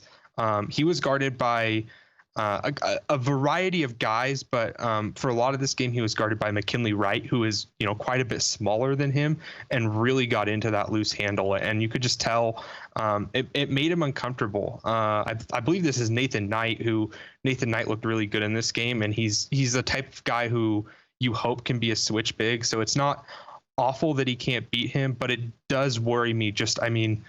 You can just see, the aesthetics of this dribble are really rough. At like how high he goes there, and then he loses it coming back around. I just like the handle does not look very polished yet. He clearly has moves he wants to get to, but for lack of a better term, I don't think the bag is very deep. But I don't mind the ambitious pull from deep there either. Yeah, the screens, he has trouble selling the relationship, or he has trouble running the defender into each of these like sort of three screens. And takes kind of rough angles, and I think that you can have a handle that is looser, and you can have rough screen navigation, but having both is not really. Yeah, no, I agree 100%. If he would have used that screen well and maybe trying to get a step and kind of run it from there, but to have a loose handle and not run that pick and roll very well looked pretty bad. I will say he was the youngest player in Summer League, so there's some hope there. This is a play. It's a solid ISO, and he uses his size okay here to create some separation. He clearly looks still a little. This is back to the last play. Okay, but no, you're good. But on that ISO, he still looked a little uncomfortable, but he's clearly somewhat comfortable operating here in the mid range. And this is a good look at the mechanics on that shot too, which I think might be his best developmental path is as a shooter. I do buy the mechanics. He's kind of leaning right here, but it looks solid, and he has some confidence taking it. He's specifically more comfortable with negative momentum. He doesn't take a ton of pull-ups, and you could even see on that one he pulled from deep, he doesn't look very comfortable kind of stepping up. He's leaning his body too far forward when he does that. But with negative momentum, he's pretty solid. He has a good feel for creating space by leaning back and still getting the power he needs. So I think there's some room for optimism with this shot really developing into perhaps a weapon for him long term, even though the Summer League numbers were kind of ugly, but who shoots well in Summer League anyways, right? In 2 games, you either shoot well or you shoot terrible. There's almost no in between. I will say that shooting with negative momentum is like sort of a skinny guy special, like being much better with negative momentum than positive momentum, or like tilting forward versus tilting back. I like his understanding of tilts or of shakes and lifts. It's something consistently we saw with DJ Carton. Like if you can get yourself cleaner looks, you generally shoot better. And that's for a young guy consistently lifting well. Is something that has jumped out in my viewing of Alabama in this. Yeah, no, I think that's somewhere that the Alabama context helped him a lot. Was Nate Oates is pretty good at getting his guys to know where they need to be off ball, and he has this good sense for not quite as a cutter yet, but as he's maneuvering around the 3-point line, sort of where he needs to be to maximize the space for his drivers, or if he's going to get the cleanest look he can get. Either way, he has a good feel for that, and I think that's something that can really develop as he gets older and the shot gets more comfortable. But I also agree that skinny guy negative lean, that's it's consistent from 14 years and up. So I'm with you there too. This drive here in transition is just. It's one of those examples of you kind of see it when he's running the pick and roll too. He doesn't quite look comfortable making decisions yet. he kind of drives into nowhere here.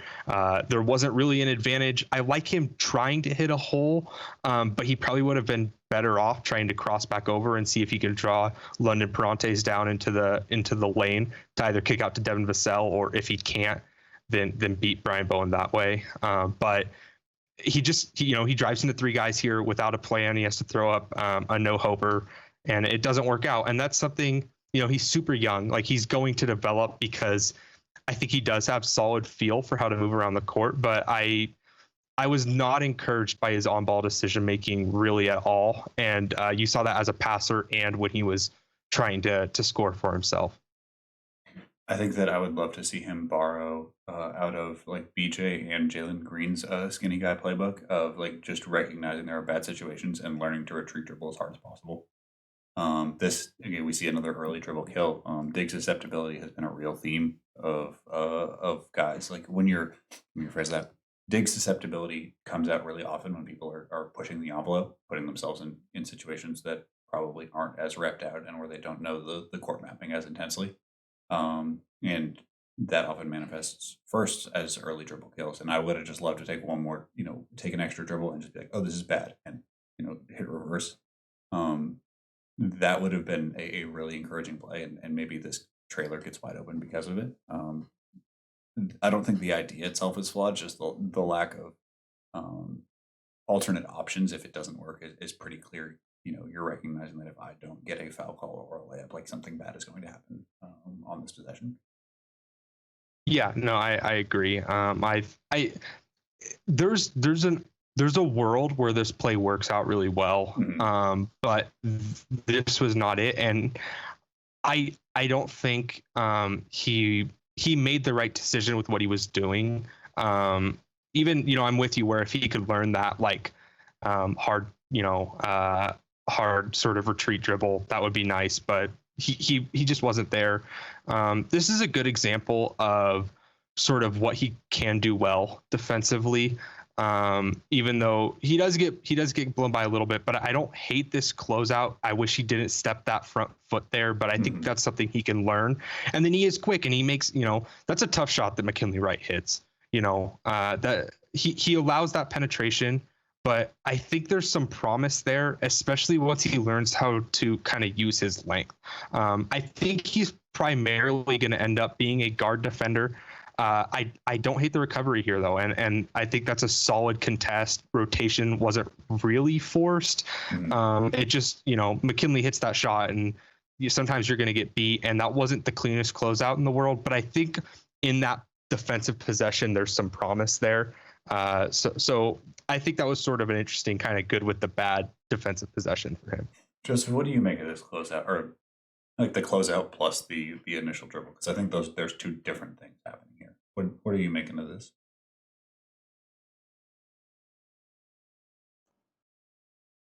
So, I mean, it is what it is. The closeout is a little bit late, but he also just like stalls with the ball in his hand so long that he didn't really get a good time to attack and get much space on it.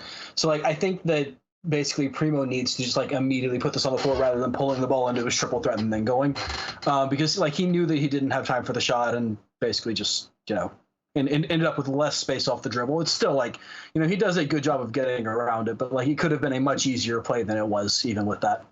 Yeah, I mean, I think that that if he had just held the spot, it would have been fine. Like the panic, to me is worse. The reaction is worse than the action. Like the closeout's fine. The first move is fine, and the second one's the problem, where it's like, oh, you panicked, and now you've given up kind of your first option. Okay, walk me through this one. Right. Yeah. All right, so this play is another example of him sort of kind of having some no hope opportunities here.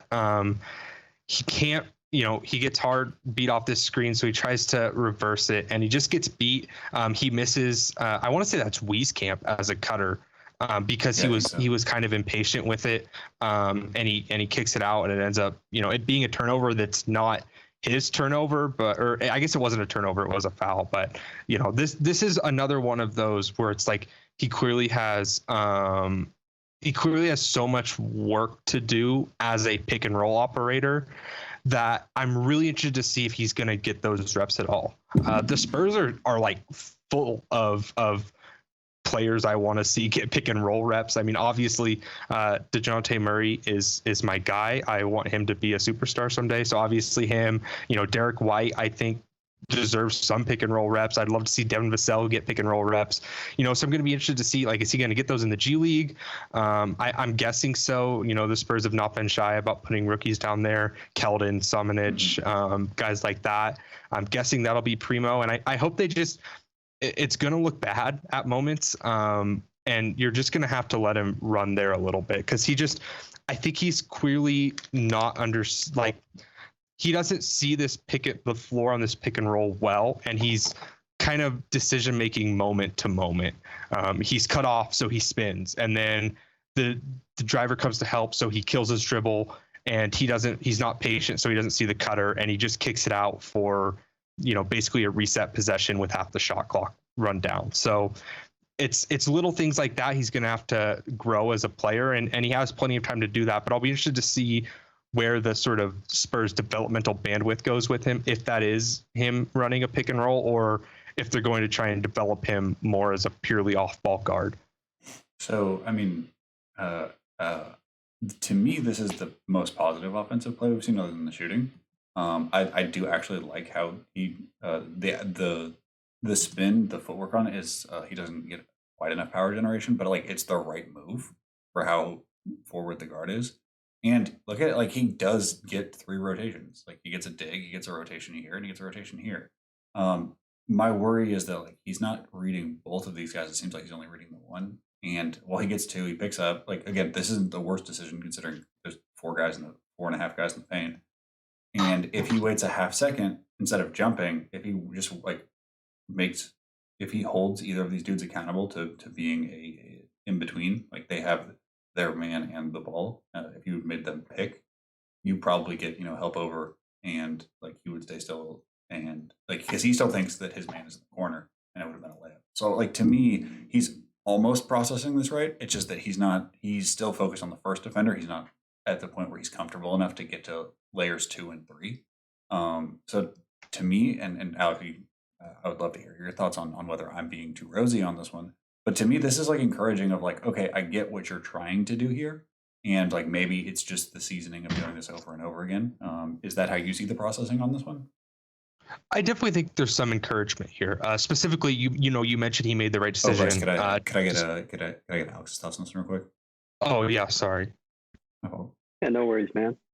Yeah, I'm with you. I remember watching this, a CP3 video and the way he processes backline defenders and the help guys. And getting to a point where, you're just making automatic reads on that first guy is where you want to be at eventually if you're going to be an NBA level pick and roll initiator. So I like that, he at least got the first advantage going for him and, started to get downhill. Yeah, I think that's the developmental process for him is, teaching him how to read that back line, like you said, layers 2 and 3, and just being patient with it and learning how to process those rotations. Mm-hmm. I think, his head isn't in the right space yet. But I mean, this is the start of learning how to be an initiator in the NBA. Yeah. So it's going to be a long process for him. Yeah, and again, he threw at least some fake passes in there, so that's encouraging that he's not like entirely sped up. Like that's the truest sign when a dude can't throw a fake pass. I mean, having coached freshmen in high school or freshmen and sophomores in high school, the second that they throw the first pass available to them, be like, oh, this is somebody in deep water. But he looks more comfortable than that. Again, this is a guy who's on his 3rd level of like elevation and levels in 3 years. So that's pretty natural. But yeah, I think this is way more encouraging than some of the other stuff that we have seen. Yeah. I mean, it's definitely not negative right now. No. I mean, we expect him to be raw, but yeah. I mean, yeah, I'm with you 100%. All right, Bryce, walk me through this one. Oh, so yeah, I would agree that was a very promising one, and this is another one where he doesn't look quite confident with the ball in his hands. I actually like what he's trying to do here. He's trying to set up sort of this hesitation, draw Nathan Knight back out. He probably, I'm thinking he was probably going to read McKinley Wright on that, see if McKinley Wright sticks with the big, if he can make that pass over his shoulder to, I don't know who that is, spotting up on the wing, or try and find the roll man who can maybe kick to the corner. Like, I like what he's trying to do there. It's just he doesn't have that in his bag right now. Nathan Knight is, probably an NBA player in all honesty, or at least like the NBA version of a quad A player, where it's just like Nathan Knight is a solid big who gets in his handle, and he doesn't quite have that in his bag. But similar to the last play, I'm encouraged by he knows to do a spin. I'm encouraged that he knows to kind of try and take a negative step, try and hesitate and open up the play a little bit, even though it doesn't really work out. I'm interested to see if you guys kind of see that the same way. Yeah, those the group. If you guys see this, the specific get out of from this moment on forward, in what way?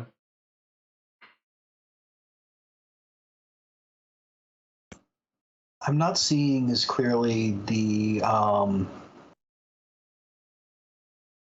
Sorry, I'm having audio issues, so that may be me. But I'm not seeing as clearly the read on Wright, just because his eyes appear to be consistently downhill. But also, like, it may very well be that he has the peripheral vision to see that.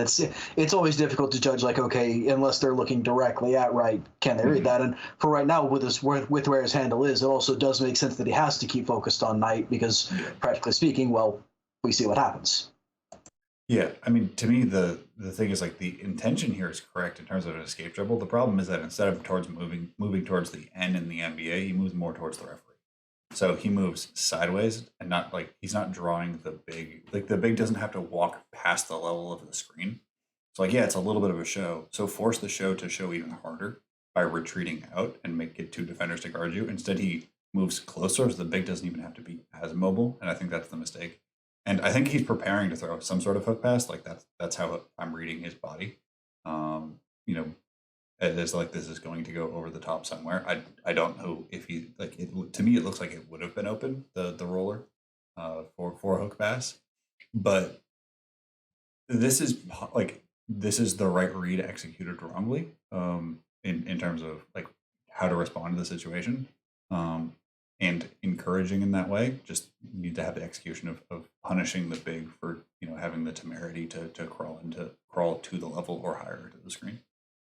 The other thing that I would question is actually the dribble that we were just frozen on before this one. So you mean this right? Do what? The travel?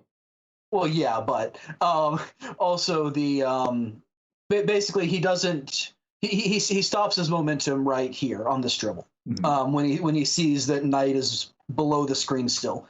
And practically speaking, on shows like the big is told to make a point of, you can let them go outside and go around, but you have to make them actually work to go around, right? And Knight's not doing that here.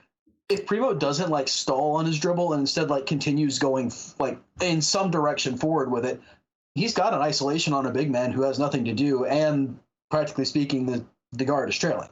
Like, if he doesn't make the stall dribble instead of just going forward with it, he's got an advantageous situation already. I don't even think he needs to go to the hook pass, but because of that one dribble being a short one rather than a, like, extended keep your momentum one, because he kills momentum, in other words, I think he kills the play in a different way rather than the handle move we see disrupted later.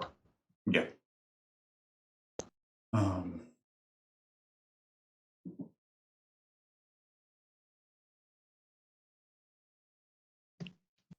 Yeah, so I'm just interested to see what his handle development can look like. Handle development is one of those things that I just think is generally hard to figure out at the NBA level. At least for me, I'm still learning how guys can improve their handle. So here he sort of just fumbles it, and then as he's trying to recover, McKinley just takes that right from him.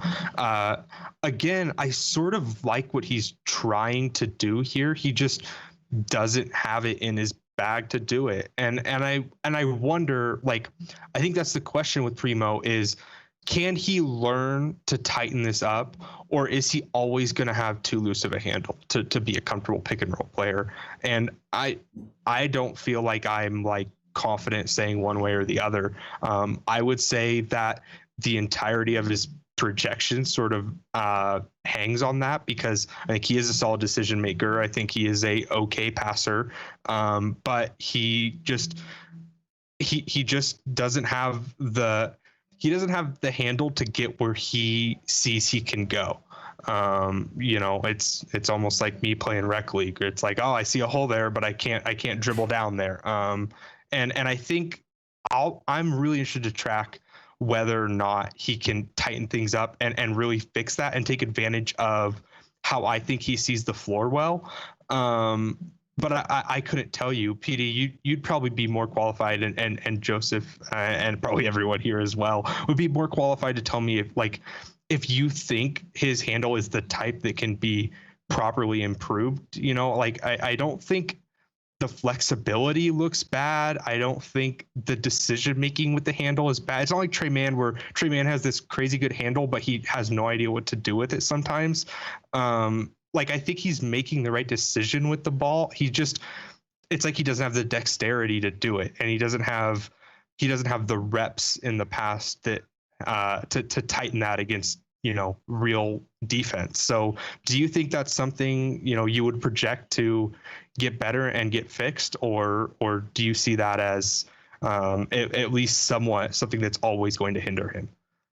This is a really interesting question, and it hits on something I've been trying to research kind of since I wrote the field piece, and that is specifically like, how can you develop dexterity, and specifically, how do you develop dexterity in the use case of like handling the ball, like dribbling and the decision making around dribbling, and the brain body connection between like, what you are perceiving on the court and where you need your hands and legs to get you to take advantage of what you see, is a difficult thing to develop, and it requires a lot of time. So I think a lot of times the guys who excel at this have done it their whole lives, because I think dribbling is probably one of the most difficult skills to develop. We touched on it a little bit with Trey Murphy, but seeing game-like reps and being able to make the most of those game-like reps by being at a certain baseline of dexterity is important. Both things are important, and it's tough to have both.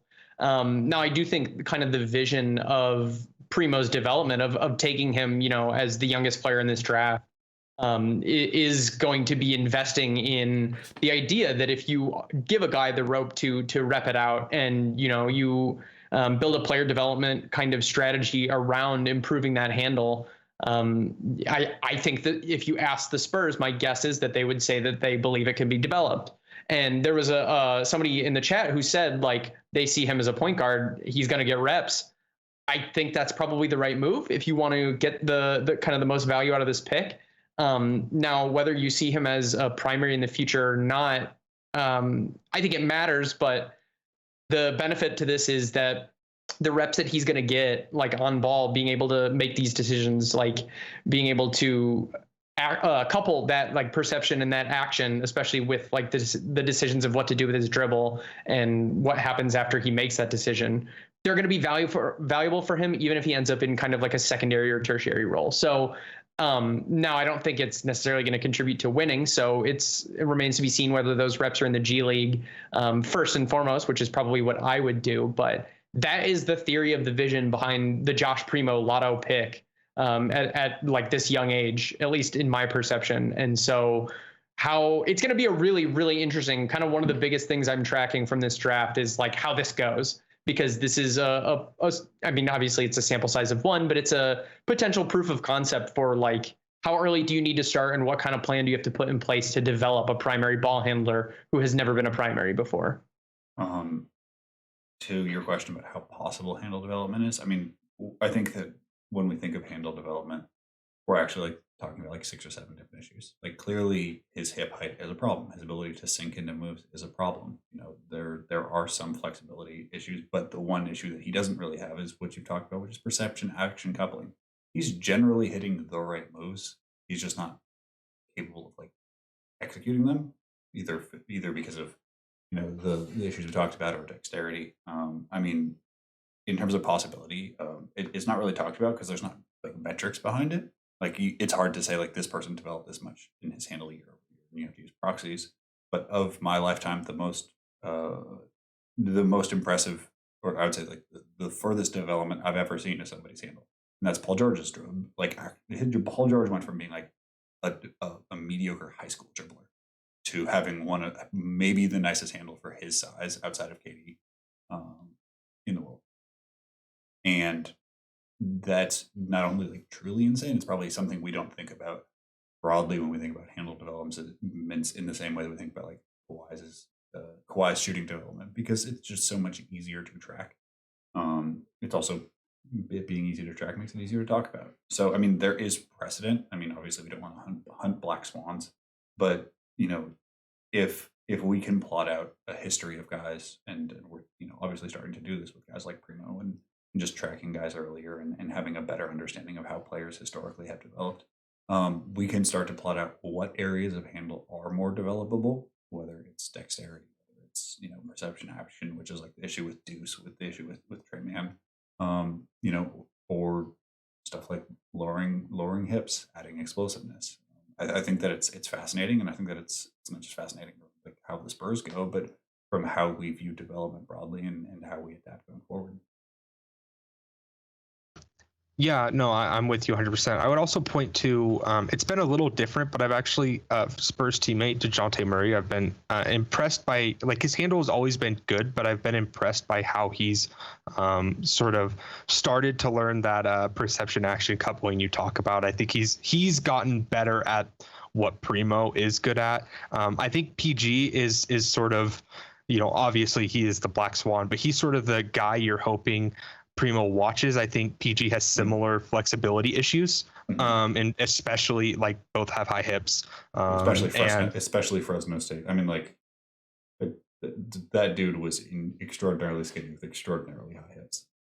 Yeah. I mean, Fresno State Paul George looked like kind of like Evan Mobley, but shorter. Yeah. So I mean, you're really hoping to see that. And that's sort of, I think, the big thing his development is going to hinge on. I'm somewhat comfortable saying that if you just wanted, Primo to be like Reggie Bullock or someone like that, I think he can do that long term. Obviously, Bullock is a lot stronger, and like, I don't like comparisons, but basically I'm saying if you want him to be this like low usage shooter, we get a look at the shot here again. He hops into it, or I guess that's a 1-2, excuse me. But he looks comfortable, and I think that's something that will be there for him long term. But he's like the usefulness of him being picked at 12 is going to depend entirely on the development of his handle. And I think that's what's going to be so interesting to track. This draft is going to be a fascinating one to track that specific skill. I thought last year was sort of I want to track touch translating to shooting. And this year it's, I want to track different types of handle development. Primo, Trey Man, Deuce McBride, like those are guys who have very distinct issues as ball handlers, like you mentioned, PD. And I want to see like how each of them goes about trying to fix those issues, if they can, if it's possible. I think this is going to be an interesting test case for that. Do you guys see what's going on with his left foot? On this, it's not absorbing momentum at all. Yeah, it's very interesting. We saw that on the very first clip. He had like kind of like a weird. I thought it was just because of how he gathered.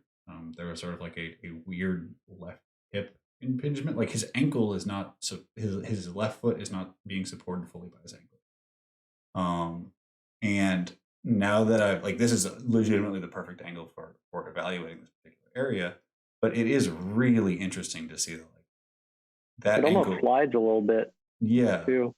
And like you can see he's still pushing off of it, but as he's gathering, it's not stabilized. That's something like you can see they're pointing in different directions. That is I don't want to say like concerning, but really interesting to see how he shoots and splits. I mean, obviously like Kessler Edwards has a hip thing that prevents him from basically shooting left with any kind of movement beyond like sliding on lifts. I'm curious to see how his by type splits work, noting that this ankle energy balance issue, and I think it's also I think it's also hip related.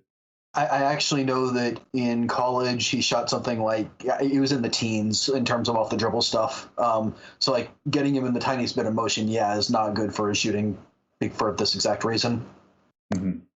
And again, just like we talked about with like again, forward momentum is a bit of a clunky term for a lot of reasons, but like sprinting into a shot, it does break his it does reveal some of the issues with his jumper more than going backwards, where he really has better he just generates more power through his arms and having to shoot forward where you have to balance, stay behind the line and not topple over. As a skinny person, I can attest to how difficult that can be at times. This is really, really interesting and something that I don't think I had fully clocked before. Yeah, that's interesting. And you can also see in this, sorry, you guys can go in a second. You can also see that he's still like, even while stepping forward, is still trying to shoot with a bit of a sort of side lean towards that side that he's not supporting himself fully on.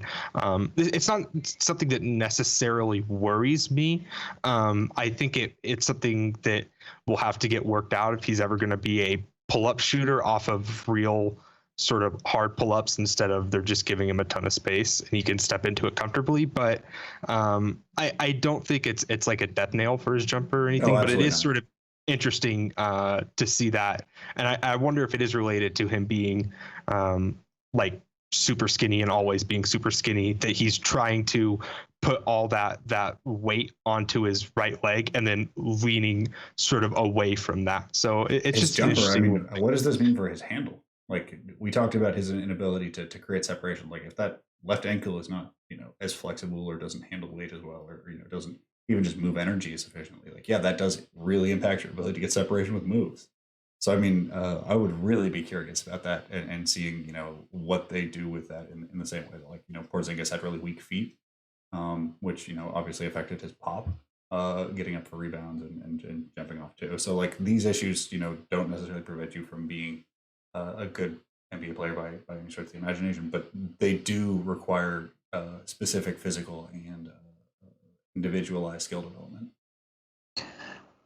I'm curious, PD, what you think of the shot form at large, because so to me, that leftward lean that Bryce was talking about is very much causing it to be misaligned, and you can get away with some levels of misalignment in the shot, but usually the entire point of being a turn shooter, right, like he is here, is to get that alignment, and he's just not getting it because of the ankle there. Do you think that's a concern going forward? Do you just think that's a he'll sort it out eventually?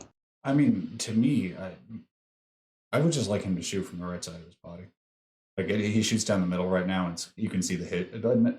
I think it's something that's being cleaned from 2 motions to like 1.5. Just make him a 1 motion shooter. Like, to me, this is a perfect 1 motion shot. Just like get that second motion all the way out of here, and work on just shooting straight up, straight down with a turn. The alignment is probably the bigger issue on how the lower body is tilting left. The ball's in the middle, just like to be balance it out by moving the ball to the right shooting pocket, move it straight up and get it out in 1. I think that it's like obviously under a bit of construction at the top, which you always want to bear in motion. I really love the release though. I will say that the release is really pretty. Shoots index finger straight down, easy energy transfer from the shoulder to the elbow to the wrist. It's just the gather on the way up and the lower body balancing that I kind of I want to say have issues with, but would like to see small cleanups over the years 18, 19, and 20. Little stuff. Everybody has little stuff. Yeah, I'm in agreement with you guys. I still think he can be like a really, really effective spot up shooter. I think there's a lot to like with that shot. But I'm with you that if he can get that second cleaner, that would be really nice. So here is one of the more interesting on-ball reps. I sort of like how the move he decides to make here, he kind of draws a foul that isn't called, but he then does beat him and shoot just a really bad looking floater. But again, I like the process that he goes through here. I think he does better to engage Knight and make him commit. And then, like I said, like Knight commits a foul here that isn't called, and he stays poised, which is hard for someone like him who is not very strong to kind of keep his body and then do get by. Again, I don't like that shot. I don't like the decision he makes to shoot that shot, but in terms of the slight encouragement that I find from him making the right decision with his handle, I like, so there's definitely stuff to work on here. And something we don't get to see at all this game is him make a single pass out of pick and roll, because he never really did until his scoring option was completely cut off. That's just, he's a solid connecting passer. Actually, when he's not running a pick and roll, he makes fine passing reads, but it's like he compartmentalizes my job at a pick and roll is first to score, and then if that is completely out of if that is completely out of the question, then I make the pass. That pass to the roller isn't really there, and then that the lane is super clogged. There's not necessarily a like an obvious pass here at all, but that's sort of more of an overarching thing I saw in this game, is that he never once made a pass out of pick and roll until he had to. But I do like the decision he makes with the dribble here. Maybe he gets maybe this awful floater is tied to the dexterity issue we've talked about. Maybe it's just not a shot he wanted to shoot. He looked sort of uncomfortable kind of two-stepping into it, and maybe he should have went off one. But this is sort of an encapsulation of the Josh Primo Summer League pick and roll experience. I would love to hear everybody's thoughts on this play, because I'm about to put a really strong tinfoil hat on. So before we dive off the deep end, I would love to hear some extremely normal and good people talk about their feelings on this pick and roll. So, quick check: who is number 24? Vassell? Devin Vassell. Okay, that is Vassell. He has to hit that read to Vassell, in my opinion. Yeah. Absolutely. That's enough to where, if nothing else, the closeout will be slow, and you can get and he can just make the extra pass to the corner. It's just open enough that you have to see that consistently rather than taking the bad floater. This one here. Yeah, that one right there-ish. Yeah. Well, one more step in, it's a lot more open because there's not. Yeah. But would you rather throw it? You're throwing it over the top, or you're throwing it where Vassell shakes downwards? You can probably do either. Realistically, you can definitely pass him open, but that's like above Primo's current skill level, I would say. Yeah.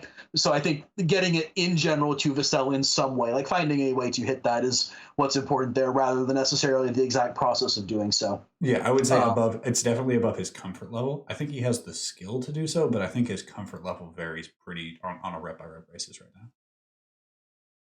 now. Just to chime in with that. If he's going to be an initiator at the NBA level, he's got to be able to create power plays out of pick and roll situations. And right now, we lost you for a quick second. Can you run that last sentence? Level. Alex? We lost you for that last sentence. Would you mind repeating? Yeah, sure. So my headphones died, so no worries. I just wanted to make sure that we didn't lose any of your insight. Yeah, sure. I was just saying, you have to be able to create power plays with this. And he does it here, but the decision making isn't, I'm going to create a power play for my team, or I'm going to execute on it. I'm going to create a look for myself. And not saying that's selfish or anything. That's just where his processing is right now. Because, at least on film, he doesn't make a look behind him. He doesn't, check his rearview mirrors. So that's something I'd want him to be able to do if he's going to develop into an initiator, and whether that's just getting more comfortable at this type of speed. Again, we know his level of play has changed a lot for him. So nothing to write off by any means, but just an interesting and instinctual observation is that this is where his head's at. It's not I'm going to create a power play, or it's I'm getting this floater look. So. That's just my 2 cents on this play. Ev? Yeah, I don't have too terribly much to add there. I'm kind of in agreement that you can see the kind of preference there for getting his own look, even if it's not necessarily like an ideal look within the context of that possession, as opposed to, you know, being wired to look more to create for others, to use that numbers advantage, the power play that Alex was talking about, to get an even better look. Like the floater's not, it's not a shot that I would recommend, but it, like, he can make it.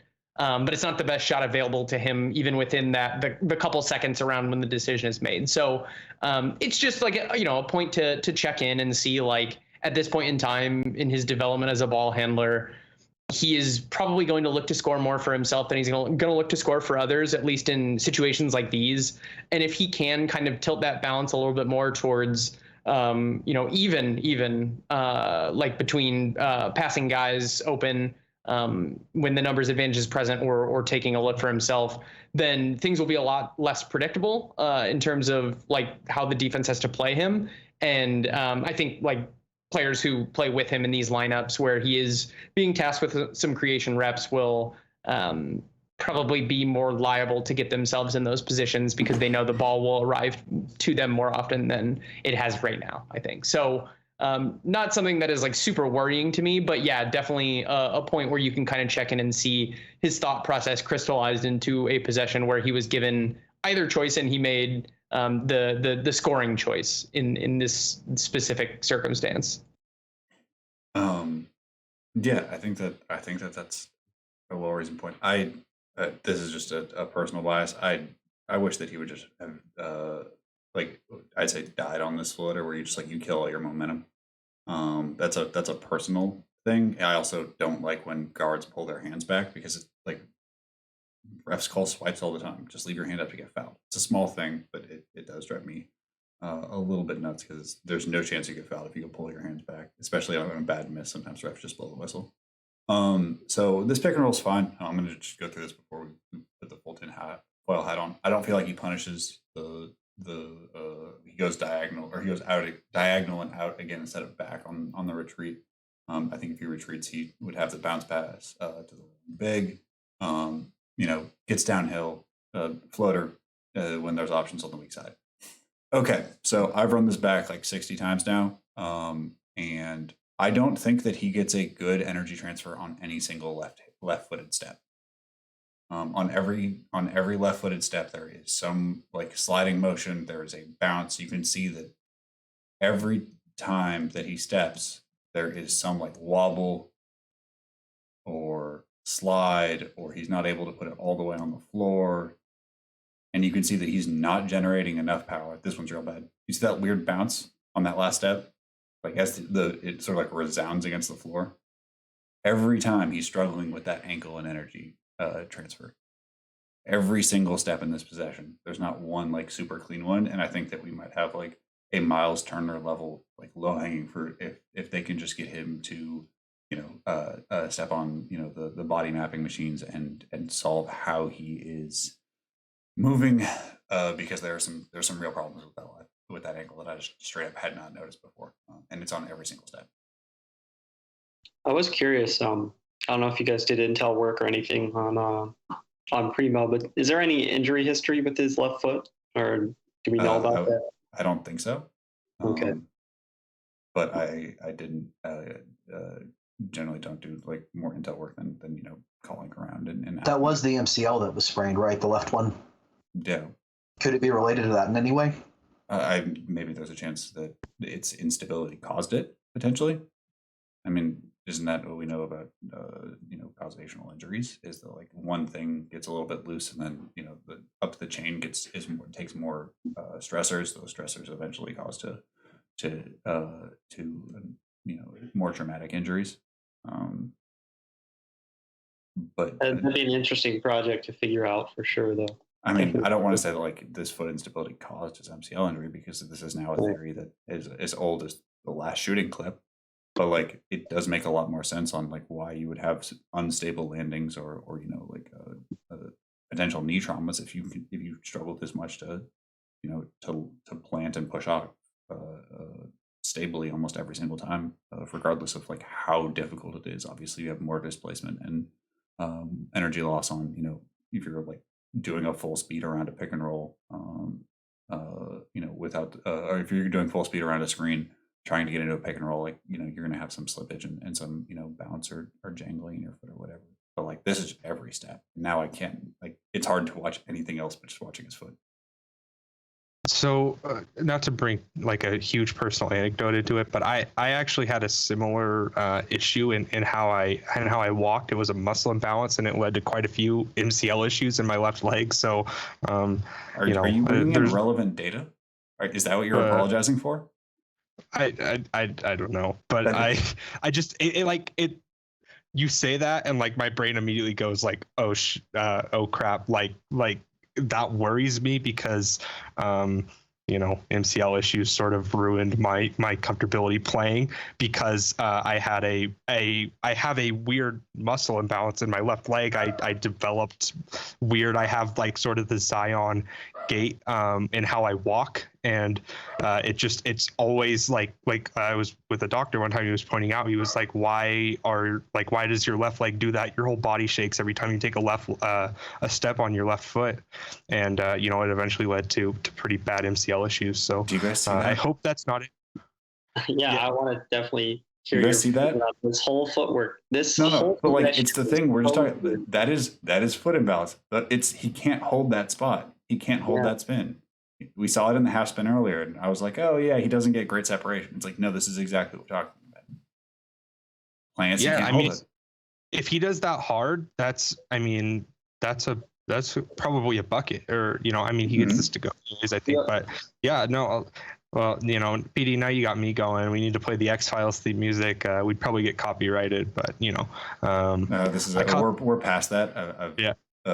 This is none of these streams on YouTube are monetizable. So yeah, we might as well just hit the theme at this point. But this is not a poorly executed spin move. That's the thing. Like, this is a very good spin move in terms of foot placement until he hits the point. He slips. Mm-hmm. Yeah. Go ahead. Oh, sorry. I was going to say, is he like landing on the outside of his left foot there? Because I can see where there would be some instability. Like, that's how I sometimes walk with my right foot. And like, there have been times where there is wobble when I try to plant in a way that there shouldn't be. So like, again, don't want to get anecdotal, but like, that's what it looks like to me. And I can see why the instability is there.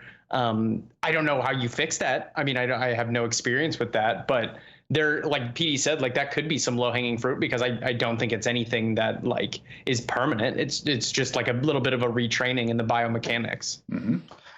Yeah, my doctor said expensive physical therapy was how to fix that. And if there's one thing the NBA can do, that's so I'm hopeful then. I just hope it doesn't lead to long-term injuries. But if he can fix that, like, I think that fixes a lot of the issues he's had.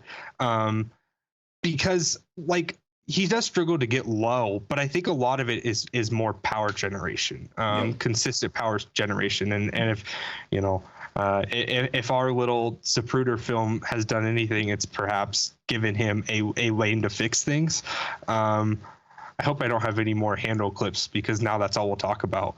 Who needs to talk about pressing issues that that may be extremely important discoveries. Yeah, I mean, he's still like there's still other developments he has to make, like specifically again as a decision maker in the pick and roll. And he has a decade to do that before he's in his prime, I suppose. So he has plenty of time to rep that out. But now I can't stop thinking about this left foot. I know what that's like. That sucks. Always landing on your outside, and you leave the gym in constant knee pain.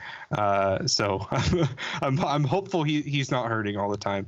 But I do like the spin move there, and I don't even hate. So this is what I mentioned earlier to try and get us back on track. Like, he looks comfortable as a mid-range shooter, specifically when he's fading away, creating that negative momentum. It reminds me maybe a little bit of Jarrett Culver, and like Culver was not super comfortable in pull-ups, but I remember he was on a Mike Schmitz interview thing, and they talked about how his go-to move was the turnaround J, and I feel like that's partially because like he's he's really comfortable with negative momentum and not at all comfortable with positive momentum.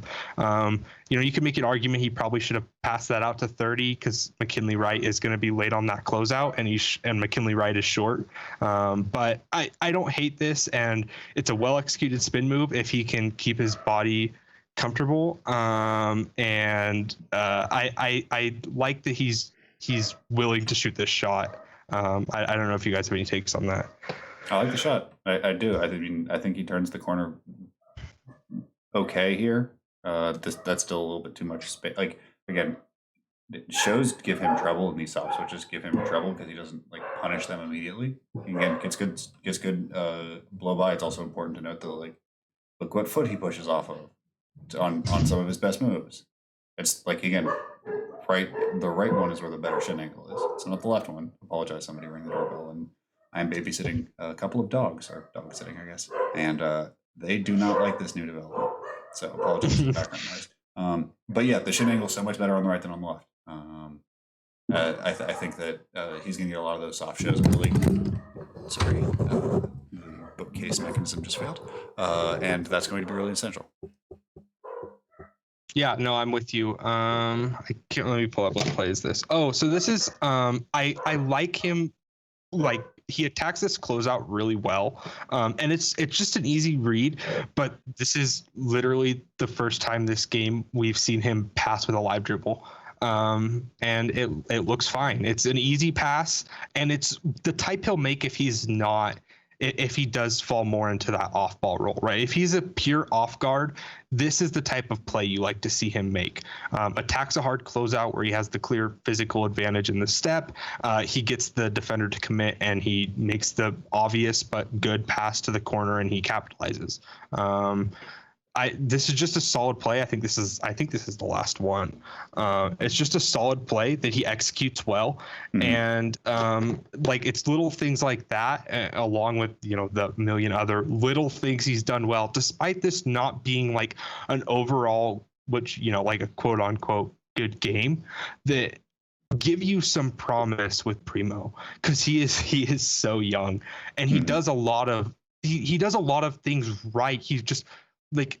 It's like he's a puzzle where you're just missing a ton of pieces in the middle, or it's like one of those string charts where it's just like there's a couple things they haven't quite tied together yet, but you can start to see the theory of the case with him as an on-ball playmaker if those things sort of connect. They might never. He might have to settle into an off-ball role, in which I think he could be solid. We didn't get to see a ton of defense in that game. He looked. He wasn't on the ball much, and he didn't create as much havoc as I would have liked. It makes me think that his best role probably will be as a guard defender, maybe not point of attack even, and that's sort of worrying if that ends up being his overall defensive outcome. But there was more promising stuff I saw at Alabama, I thought. But this was a weird Primo game. This was a weird Primo discussion as well. We perhaps solved it, but there's promising stuff with Primo here. He was definitely the pre-draft to end all pre-drafts. He wasn't.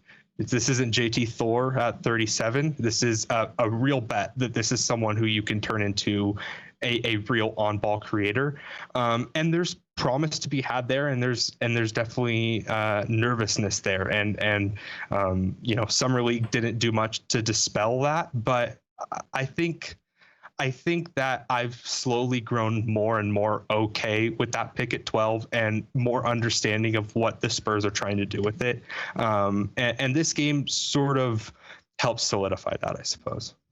Okay, so I feel like we've covered every angle of Josh Primo. So I'm going to ask, what is the ratio between G League minutes and NBA minutes in his rookie year? Not games played, minutes played. Just a prediction, not what you would do. How much do you think? I mean, if you want to develop him into an initiator and develop his handle, you're going to have to give him a lot of G League reps, because he's not going to provide you on-ball equity right away because of his handle limitations and inability to, or at least lacking ability thus far to create power plays in an initiator role. I think that seems to be their plan with him, is to develop him into the initiator. So I think he gets more reps in the G League as far as being a guy that will actually have a chance to initiate offense. I think in the NBA, he's going to be an off-ball guy to start, which is still has its value, but it's not what their end game is with him. So, what was the number between minutes? Well, I mean, if I played him 12 minutes in the NBA, I'd play him 30 something in the G League. I mean, 3-1. Yeah, I mean, that's probably what I would do. I don't know if I'd play him 12 minutes right away, unless I was tanking, just because I don't see what role he fits right away. But yeah, that's where I'm at with him. Did Lukas Samanic play a single NBA game his rookie year? I might do that. And it's like Primo is the far better prospect than Lukas Samanic. I don't see that as really even particularly close. But I would absolutely I'd maybe not even give him a single NBA minute this year. Will they do that? I doubt it, but I also don't necessarily know where the minutes come from. I feel like something's going to have to give with this Spurs guard rotation down the line. I'm sorry if you guys can hear my dog. But as of right now, I think that I would just let him, cook in the G League, because Trey Jones is probably more deserving of NBA minutes than him, and I'd rather see if you have, do you have a real point guard here in Trey Jones, or is this a dude that cooked summer league and doesn't quite meet the thresholds to be an NBA point guard? As it's up in the air with Trey Jones. Your mileage may vary, but I'd rather figure that out and just let Primo have a 1-to-1 assist to turnover ratio in the G League, meaning 10 assists. And I lost you there. Can you give me the last sentence after 10 assists? I would do, I guess a prediction maybe 15-1. I don't know. Yeah. Yeah, so first, Samanic ended up playing 3 total games his rookie season, and I suspect that they were near the end of the year.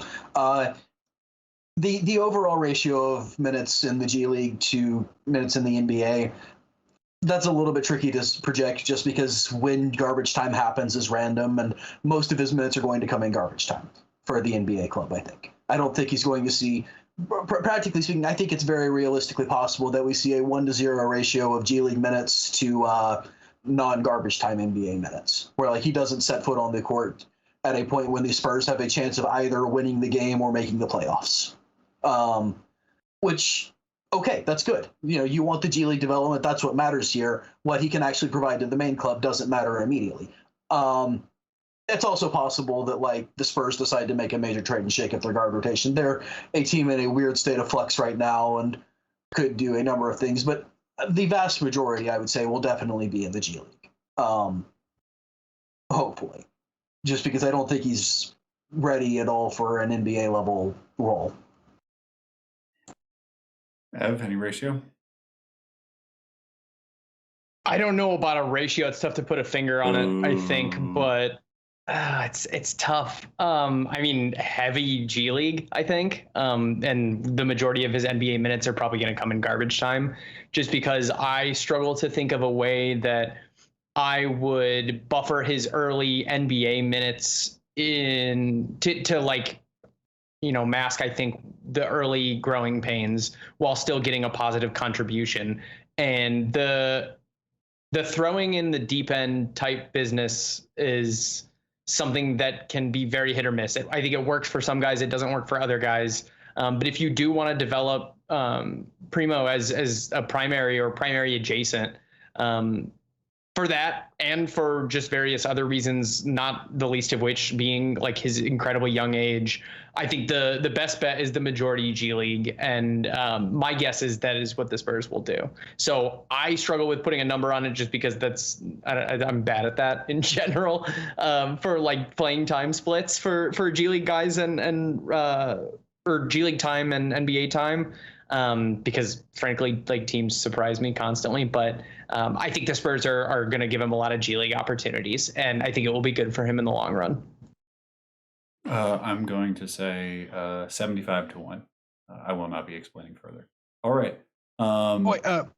sorry. I wanted to ask before we moved on from Primo, something that's been rattling in my head, and I get to talk with you. So, PD, I really want to ask, like, do you think this was a proper application of your pre-drafting principle? No. Or I do not. Because the idea of pre-drafting is to get someone who will be a lottery pick with not a lottery pick. And they used a lottery pick on somebody who, in a year, obviously we're doing ontology, but like, to me, the pre-drafting as an idea, unless you are like just really taking a guy who you like desperately, or under no circumstances will be a top 5 pick, and has graduated high school early and meets a qualification, and is debating going to college for whatever reason, and requires a specific development, like I guess like Jalen Johnson last year would have been a good application if you had taken him in like the top 10 or something. But I think that this is because of how like, I think that a good year for him, if he had been at Alabama, he would have been a top 15 pick. He had a good to very good year. Obviously, guards in this draft, or guards in the 22 draft, is a pretty shallow pool. So I guess you could talk yourself into that. But as we conceived of pre-drafting, this doesn't do it, and this is more just like taking a huge cut on a guy you like. It doesn't quite. It's not quite the value scales, because you're paying them rookie wages and have to do full rookie, and you're paying them lottery wages, and you're also have a lottery investment versus being able to do it later. All right, are we good? Cool. Let's move on to one. Scott Barnes. Tell me about the areas of attention for Scottie Barnes. Sure. So I'm excited that I'm finally getting to talk about Scottie Barnes. I really wanted to talk about Scottie for the pre-draft marathon stream, but he was taken by somebody with excellent taste. Shout out, I think Mikey Weisen. Yep. Mikey V did it. I lost you after you said Mikey Weisenberg. Sorry, what's up? I lost you after you said Mikey Weisenberg. Oh, that's okay. I was going to say he took Scottie for the pre-draft marathon stream because he is a king with good taste. But I am glad that I finally get to talk about Scottie in one of these film streams because he's a ton of fun to watch. My 5 kind of areas that I was paying attention to most closely in his summer league sample had a lot to do with just Scottie as a prospect, but I thought the Toronto fit especially was interesting in a way that for summer league especially would tease some of these out. And Toronto is well known for kind of their close attention to and success with development of these young guys. And this is frankly one of my favorite fits in the draft for fixing, I think, some of Scottie's weaknesses. So the first area of attention that I had was shooting progression. I think as a lottery pick and a top 5 pick, everybody is pretty familiar with Scottie as a prospect. And the big swing skill that I think most people harp in on the most is the shot, and specifically like at the bare minimum, adding catch and shoot capability at reasonable volume that gives him the ability to draw closeouts. Like I talked about it in the piece I just wrote for the Stepien that released today about Scottie, but there is a real risk here, I think, of some Ben Simmons-like treatment by defenses on a case-by-case basis. Like, I don't think it's going to be the degree that Ben has had to face so far in his career because, and we'll get to this, Scottie is willing to shoot, but that the shot and its progression is something that I'm paying close attention to. The second one that I had was the pathways to value if he doesn't shoot. And I focused on this on a game-by-game basis because I think the shot is inconsistent, but he does keep shooting. Like, the willingness to shoot is there.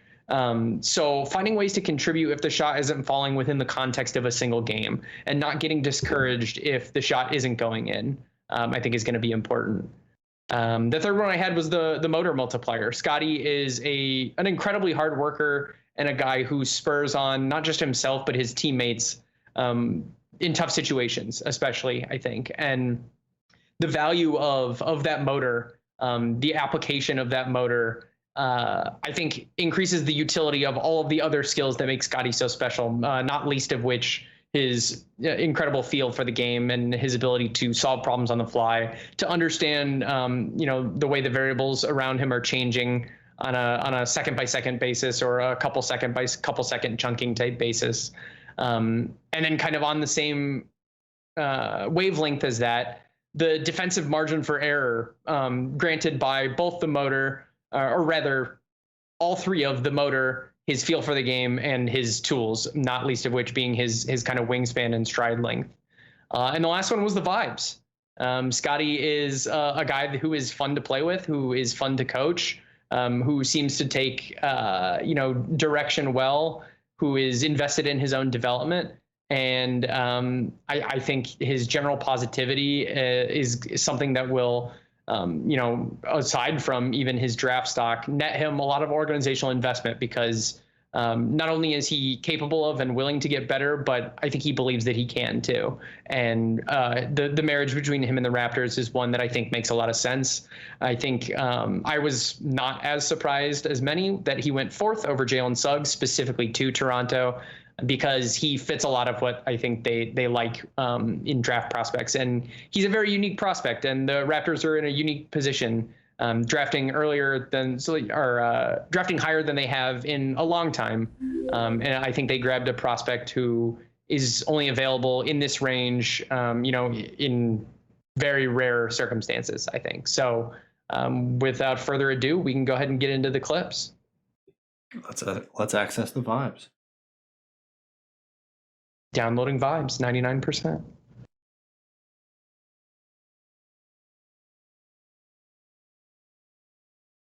Okay, so I think a lot is made of Scottie's switchability and his defensive versatility. And this is an instance where he does have to, he doesn't have to switch, but he does have to kind of step over the screen, and he loses containment on Obi Toppin here. But he manages to recover. I think there's a lot going on here. Like, I think this shows one of the micro skills that he needs to improve on in especially the early couple seasons of this rookie contract, which is a relative lack of flexibility, especially in the lower body. He struggles to flip his hips quickly on that play, but he does stay with it. This is, once again, kind of an example of motor applied. And he uses his length, tools applied, to get a rear contest in a situation where many players, may have just considered themselves beat and relied on the help to bail them out.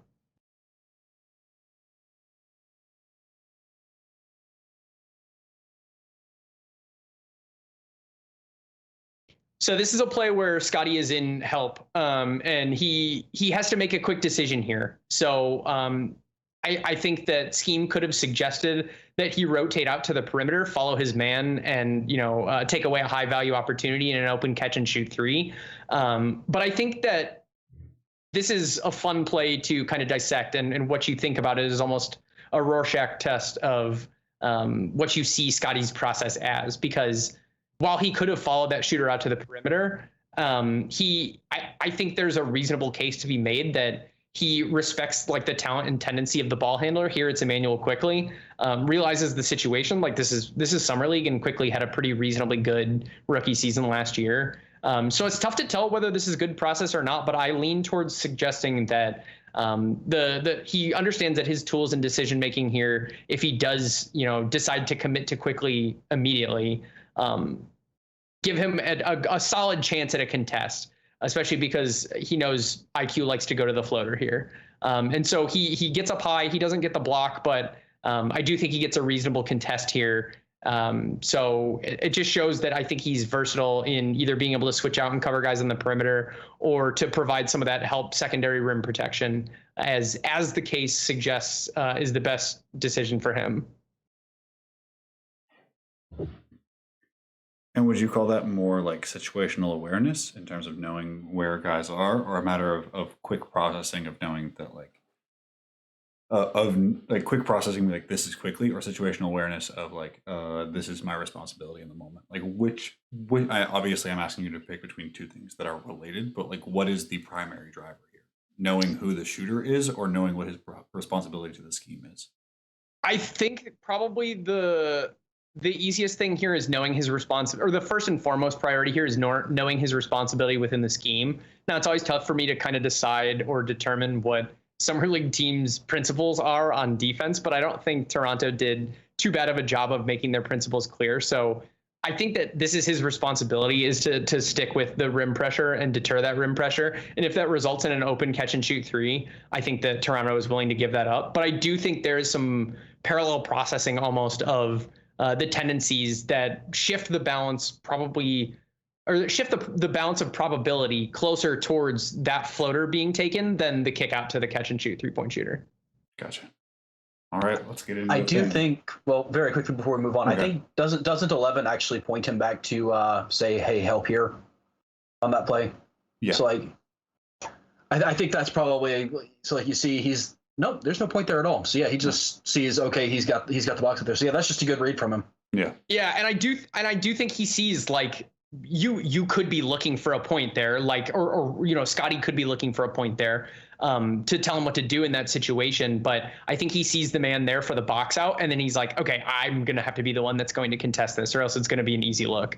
So it to me seems like good process, but I could definitely see it either way. Like, it totally depends who that shooter is and what Toronto's base scheme requires from Scottie in this situation, and he's going to have to be capable of making decisions in a bunch of different positions around the court, because Toronto is going to use his defensive versatility as a weapon, I think, and as something that throws off matchups. So being able to show these kinds of flashes in different defensive positions is something that I think is really valuable.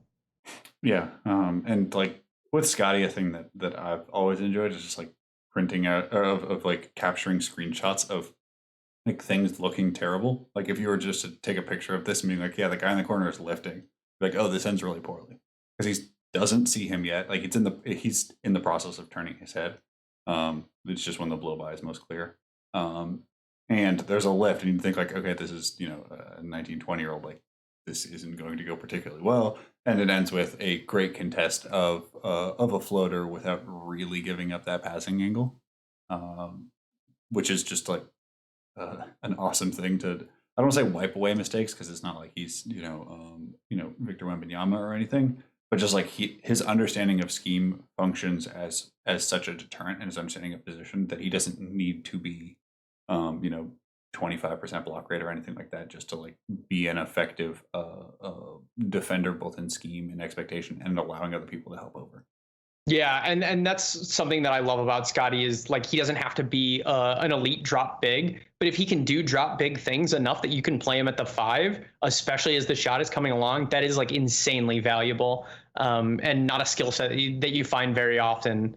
Definitely not as relatively bankable in prospect terms as what I think Scottie has shown. So this is a good chance to check in on the 3-point shot, or rather the shooting as a whole, because this is a good example, I think, of the fact that Scottie can create as a scorer, or can contribute as a scorer even without the 3-point shot, if he recognizes, PD talks about it all the time, like perception of what is a good shot for him. And yes, this is contested, but I like that he's willing to shoot this. Like I think he sees that there's not a better option available. It's not like they're in dire shot clock pressure or anything like that, but like this is a pretty low stakes game. Like I appreciate him being willing to pull up for this, and I think this is a representative example that he is willing to shoot.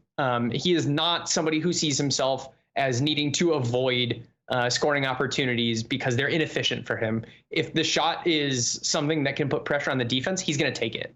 And even though this is like a pull-up midi that is relatively contested, the result is good. But I think the process shows that there is reason to buy the shooting improvement, as long as he does keep taking them like this. I just like the self-organization from a no-dip jumper out of really weird circumstances. Like, pass fake above your head into shot isn't something you would really ideally want for like labeled bad shooters, but like there is signs of the things that make up shooting, obviously, like the underlying neurological and kinesio stuff that makes up like what we call like shooting fundamentals, that like I say is a legitimately good indicator. It looks like a jumper despite it being a really weird entry, and usually the worse of a shooter you are and the weirder the entry, the bad results. Like Yeah, the further things break down, like the more pressure the situation puts on what is considered to be your normal preparation, the more likely that preparation breaks down. And even though the situation is weird and Scottie is not known as, a reputable jump shooter, the process or the aesthetic of it all is pretty good, and the result is good too. So this is a really good clip. This is a fun one, and this speaks again to kind of the motor and to some of that defensive role versatility. So he's defending at point of attack here. He's defending a smaller guard, a guy who has a quickness advantage on him, and he remembers to be active with his hands to put pressure on the handle, especially in a summer league context where teams are going to be trying out ball handlers who have a little bit less experience. Now, I don't think that's necessarily the case here, but it's something that I think he's keeping in mind. And he switches out. He gets pressure on the handle. It results in a loose ball, and he applies the motor to the tools yet again. Uses his immense length, the motor, to propel him in that direction. And what could have just been a knockaway that the ball handler recovers, Scottie gets a second touch and ends up with the steal here. And he has the presence of mind to lead the cutter in on the fast break for a good look at the rim. It results in an easy transition opportunity.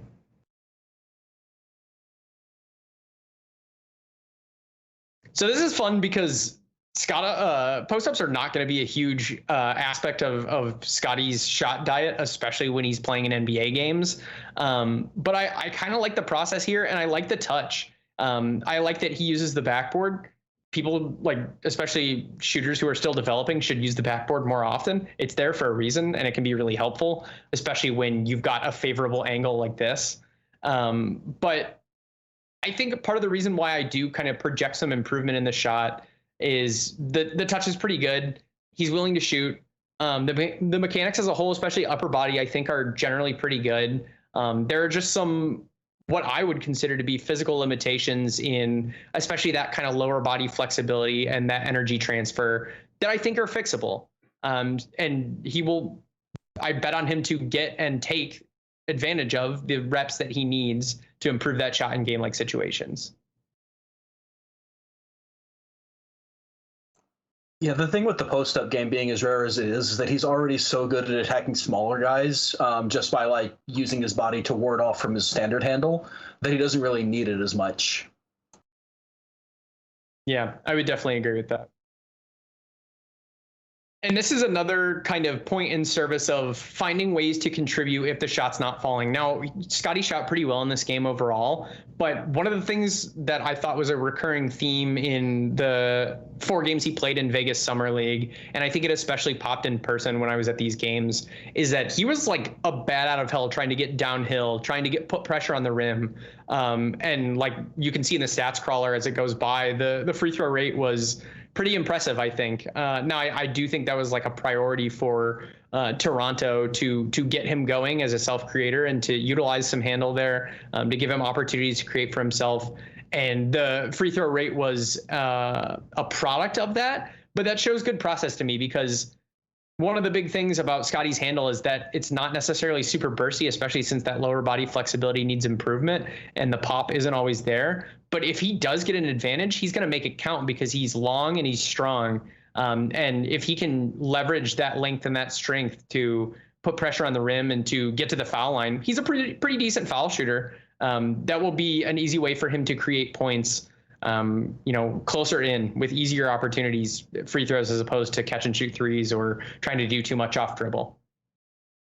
Yeah, I hope that I framed the celebration properly on this clip. The camera zooms in a little tight, and I hope that it's captured because it's magisterial, and I would love to hit that to be his official celebration every time he hits a 3. Yeah, it's good. I think one of the most fun parts about watching Scottie is he has a deep bag of celebrations. Yes. He is a guy who picks the right celebration for the moment, but it's a spur of the moment decision. But they're always fun, and guys feed off that energy. I think it can sometimes be a trope when you talk about the passion and the vibes, but we've said it before, vibes are important, and you can see how much first of all, Scottie is happy to have made this shot, and he's going to brag about it. He is going to talk about it, celebrate it, and other guys feed off of that. So that's valuable.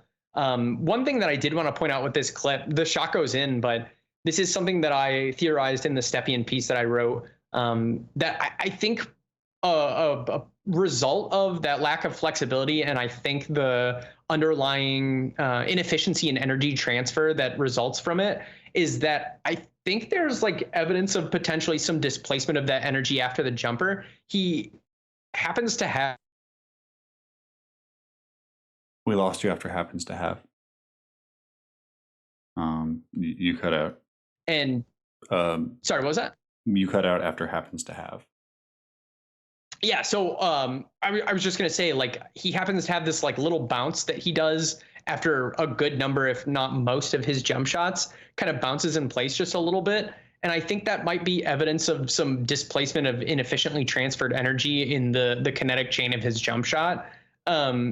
It reminds me almost of, like, if you guys know how like gymnastics scoring works, so much of the scoring is dependent on the landing, and specifically like sticking the landing, such that if you take like a step or if you bounce in place after you land after your stunt, you're going to get points deducted because you didn't stick the landing. And that is generally, I think, evidence of or suggestive of like improper energy transfer in air. It's basically just not as tight as it could be. So it's not something that I feel like super duper confident about, but it's something I am keeping an eye on. And as the jumper does come along, like, I kind of want to see if that little bounce goes away. Yeah. Can I point to where I think the difference is coming from in terms of energy transfer? Do you see where his right foot is going relative to his hip from like when he plants on the ground? Give me one moment to pause it. Right there. It's about 3 or 4 inches outside of his hip. Yeah. And it's like reliably as such. I think that's one of the major sources of like why the energy isn't transferring fluidly. And it was like that at FSU too, and it doesn't look like it's had any work on it done yet. Right. Yeah. But in the long run, yeah, like that would be the first place I would go in terms of like, here's how we need to tune up the jumper at least, even though like it's, there are plenty of guys with much worse footwork than that in the league right now, and they are fine shooters. It's just like when you want to make a tweak, here's the one we would start with. Yep. Yeah. My second tweak would be sitting down a little bit more. There's just not enough. The lower body doesn't seem to be like in what we would say like it's a good squatting position for our generation. The release looks really good. The gather looks good. I like the shooting bed. So like how his hand is placed underneath the ball looks nice. That all is solid. What I will say is like I reference a lot to like basketball as a job, but like no team had more fun than the Raptors at Summer League. Like you could tell that like they had like bench celebrations that weren't like, oh, I'm trying to make this team. Like they legitimately seem to enjoy each other. And like these are people again who've known, like many of them met each other last week. And that's how every team that Scottie has been on is like. And like it seems like he is literally somebody who just enjoys being in the gym and sort of forces other people to enjoy being in the gym, or else he's just going to make you smile. Like that is a really encouraging thing, because like the NBA season is hard as hell to go through, and it really wears on you. And to have somebody who like gets joy out of like you making a good rotation and will tell you how good of a rotation you made can be a really encouraging force that you want to continue to do good things on. Because on bad teams, I mean, we've all seen a guy make a perfect rotation and then like doesn't get any credit, and you're just like, well, what am I doing this for then? Especially in summer, like you're like, I did the right thing and like I got nothing, and that will not happen with Scottie Barnes. And the Raptors specifically are a team that is going to be an interesting kind of ecology to drop that like high level vibes guy into, because I don't think it's any secret that I think the team had some interpersonal struggles with, that I think sometimes the type of motivation that Nick Nurse tends to leverage the most. And I think like it was just a tough season for them. Like they had to play in Tampa Bay away from home all season. The results were worse than they would have expected. The injury bug ran through the team. And then like also this is a team that has generally been motivated by like Kyle Lowry and Kawhi Leonard in the past. And I think Pascal Siakam is a positive vibes guy, but you've got another one there now in Scottie Barnes that it's going to be a bit of a different culture, I think, among the Toronto Raptors team. So I don't know how valuable it is one way or the other, but I do think it's something that's going to translate. Like it's easy to say that passion and hard work and these good vibes are a trope, but when Scottie brings it literally everywhere he's played and it is like visibly infectious, how much of a trope is it really? And how much should we just like start banking on that as something that really matters? I also just want to quickly jump in and say I think the vibes will really help my boy Malachi Flynn, who has had a weird vibes career back under Ernie Kent at WSU, and even in high school in Tacoma, there was some weird stuff going on there. I remember. So, Malachi Flynn is my favorite player probably ever. So, really hoping Scottie makes him happy. So, little tangent, but. So here we have a flash behind Obi Toppin, who just absolutely, like, I think he's supposed to be in hell, but it looks like zone. If I were to just if you were just to single out Obi and you couldn't see the other 5 players on the court, I would think that he's in the top of a zone, but then everybody else is not in a zone. And Scottie flashes and finishes. It does an okay displacement. He's a little high. Obviously for his archetype, with other players in his archetype, you would probably assume they bang this. He finishes the layup. I mean, it's still effective. He's still able to. Jericho Sims doesn't jump, which is interesting. Knowing what we know about his ability to put his chin on the rim. Mm-hmm. But I mean, Scottie's finishing is going to come down to stuff like this, where he's displacing people, where he's working angles a little bit more, and maybe unconventional angles, like you talked about earlier with going off the glass. He is just not going to be a guy who rises out of nowhere. I mean, the difference between his finishing style and somebody like Pat Will's finishing style off 2 feet, couldn't be more different. Yeah, I would definitely agree with that. And I included this clip specifically as another example of contributing without being a shooter, but still contributing in a way that makes him a play finisher, because this is a good opportunity for him, and he finds the weak spot in the defense. Like you said, it seems to be some kind of miscommunication in what scheme New York is supposed to be playing here. And Scottie basically immediately recognizes that there's something awry with the positioning of the defenders, cuts right between the gap. Like in soccer, you're always kind of coached, if you see a gap, split it, whether it's with the pass or with your own run, because that is how you can create confusion between 2 defenders who may not necessarily be clear in their responsibilities. You essentially put the onus on them to make a decision, and the likelihood of one of them messing up is reasonably high, depending on whatever level you're playing at. But the cutoff ball here and kind of that misdirection, he has a little bit of kind of a fake screen before that too. Just ruthlessly kind of taking advantage of that gap in the defense, that perceived miscommunication, and then leveraging strength to create an angle for himself, which is not always going to be easy, but is something that is going to be, like you said, I think his best path to finishing around the rim. Good flash for me, in my opinion. Yeah, just wish that he created that advantage a little bit more with his hip rather than his shoulder. Yeah, those are going to be some issues versus the Morris twins of the world. Right. And I think that's another thing where flexibility can help, because if you can get lower, you can dislodge a defender with a higher center of gravity easier. And you don't have to rely so much on shoulder, because if you're pushing, with your shoulder, you're pushing kind of straight across. Whereas if you can get low, be a little bit more flexible, get down into almost like a squat stance and then kind of push off, you're going to have a higher likelihood of displacing that defender in space. Literally that. Literally the thing that I just said. Yep. And he keeps his options open until the last second there, which is what I love. He waits as long as possible there. He sees the defense in rotation, and he makes the easiest possible, highest value pass available to him, which is a pretty simple laydown to the guy cutting to the rim. It's not the easiest finish in the world, because so much action is happening to the rim that there's some inherent congestion there regardless. But he creates a look that otherwise wouldn't have been there because he was patient with ball in hand. Yeah. And doesn't panic under duress. I mean, that's a pretty difficult pass from an attention point of view. Yeah. But, it's a little bit of an early leap, but, all in all, solid process.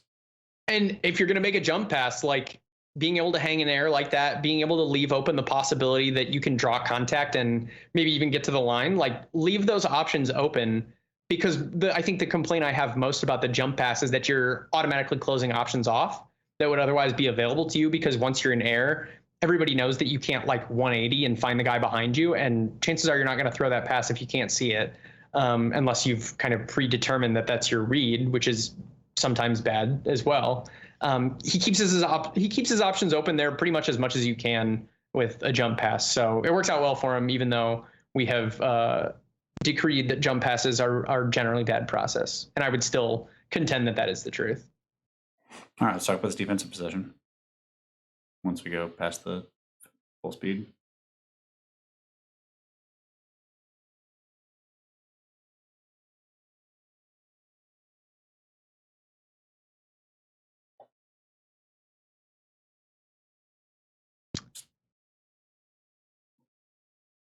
Still with us? I was going to say, I kind of want to see this one more time. Okay, we can absolutely run it back. I've been told that by Raptors fans that we do not talk about Freddie Gillespie's summer league, so I cannot comment on that element of it. But yes, it seems like a miscommunication where almost kind of the antithesis of the original Emmanuel Quickley floater possession that we saw in the first couple clips. There is a lack of communication here. And Scottie basically gets stuck fulfilling the same responsibility as his teammate. Like they both walk off together. In tandem. It's like the, I don't know if you guys have seen it, but there's a GIF of John Terry and David Luiz in a Champions League game from like the early 2010s, I think it was. And they both do this little like jump and then trot in a half circle in tandem as if they are like FIFA AIs. That's what it reminds me of. I don't know necessarily. I don't even remember why I included this clip in terms of like discussing Scottie's responsibility here. I mean, I don't think I think this happens because he does not do a good job of getting Scottie on the screen, and there has to be a communication. Like he does not get around this enough. He could easily have gotten in front of this. Like this is not a particularly tough screen.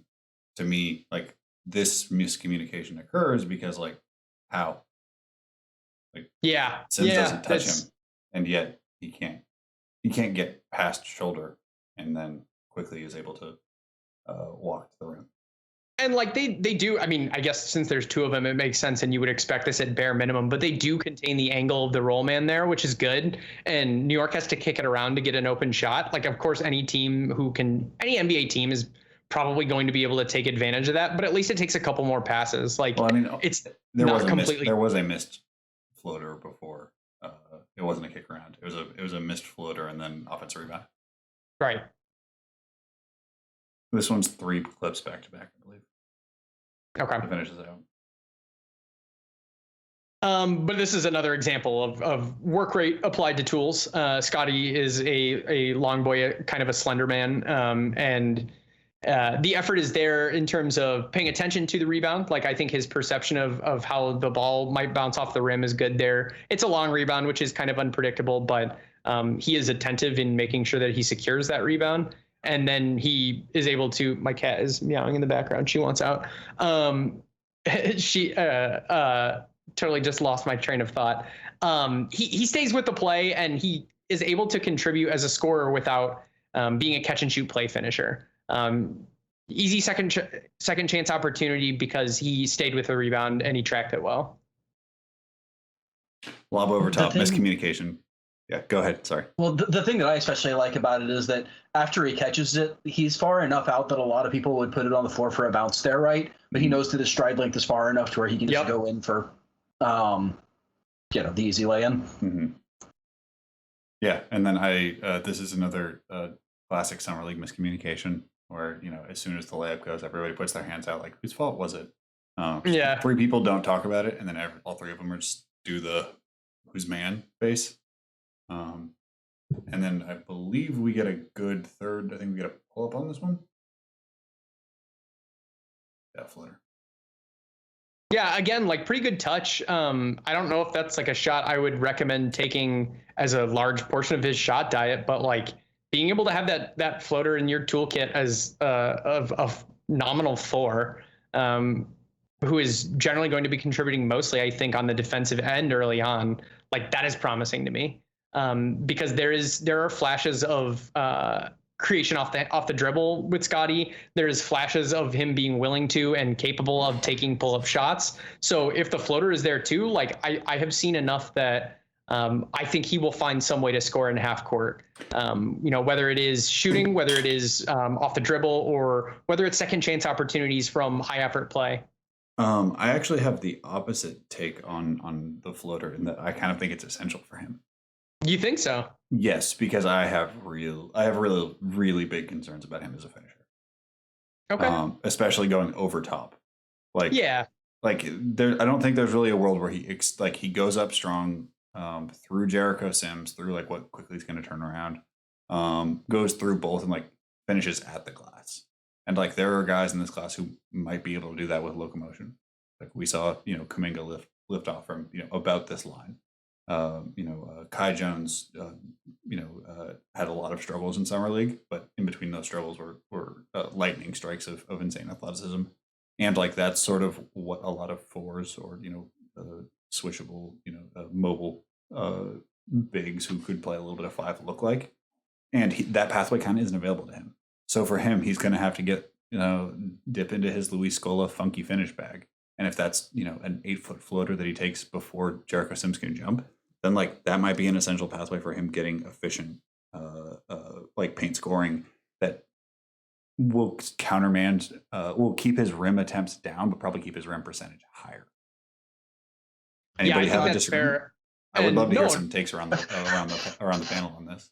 Yeah, go ahead, kick it off. Who's got some takes? So I completely agree with PD. Yes. I really love, yeah, it was such a mark of approval, right? But like I really do love too, like the mechanics on this floater.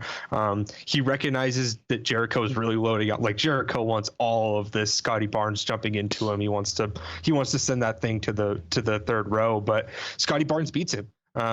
As Jericho's loading, he's getting that ball out of his hands. So I really like the mechanics on that floater. I think it's going to be really essential for him to beat NBA athletes around the rim. If he doesn't have a floater, he doesn't have a consistent floater, I really worry about him as sort of filling the optimal role you want him in, because I think he can really excel as a short role player if he has a floater. It opens up more for him on the ball, because I just think if he gets all the way into the charge circle there, there's no finish for him. I don't think Jericho Sims is not the rim protector his athleticism might lead you to hope, but even Jericho Sims I think would beat Scottie Barnes at the rim if he's trying to finish through him. So I really like him recognizing that and just taking this floater, and it's a really good floater. I love the touch, and he beats Jericho Sims with it. So I think it's essential for him, and I think there's a lot of reason for optimism with it too. Yeah, I also want to chime in to say I think it's absolutely essential, because if he's going to see spot minutes at the 5, or at least in role situations, you're going to want to have him catch at the nail or somewhat close to that, and be able to occupy the big, and either make a pass if he's playing alongside, good cutters or another, big, or just finish above it, because he's not going to be able to gather and finish around guys like, 7-foot drop centers. He's just not. So I like that he can get to this in a myriad of different little actions. But I also think it'd be interesting to see him get that kind of lob. Yes, I was going to bring that up. A lob floater dual threat we've seen become more viable. Because if Freddie G dives a little harder there, if that's Chris Boucher, that's exactly what I was going to say. Like if there are a lob guy there, and if there are opportunities where he can play with somebody like Chris Boucher, we've seen like in the Trae Young example, how valuable having the threat of a floater when you are kind of diving towards the rim like that is, in terms of keeping options open until the last possible second. Because if you have the lob outlet there and you have the possibility, like the defense has to keep in mind that you are adept at and willing to take those kinds of tricky little floaters in a variety of different kind of footwork patterns and release angles, that makes you very difficult to predict. And that will open up opportunities for him to use his kind of willingness to create for others as a passer and his court vision in half court to make easy looks happen without having to be a shooter, at least early on. Yeah, Yeah. I was literally going to bring up that I've kind of come to call it a flob, because you start saying floater and then then the guy just dunks it. You're like, it's a floater lob.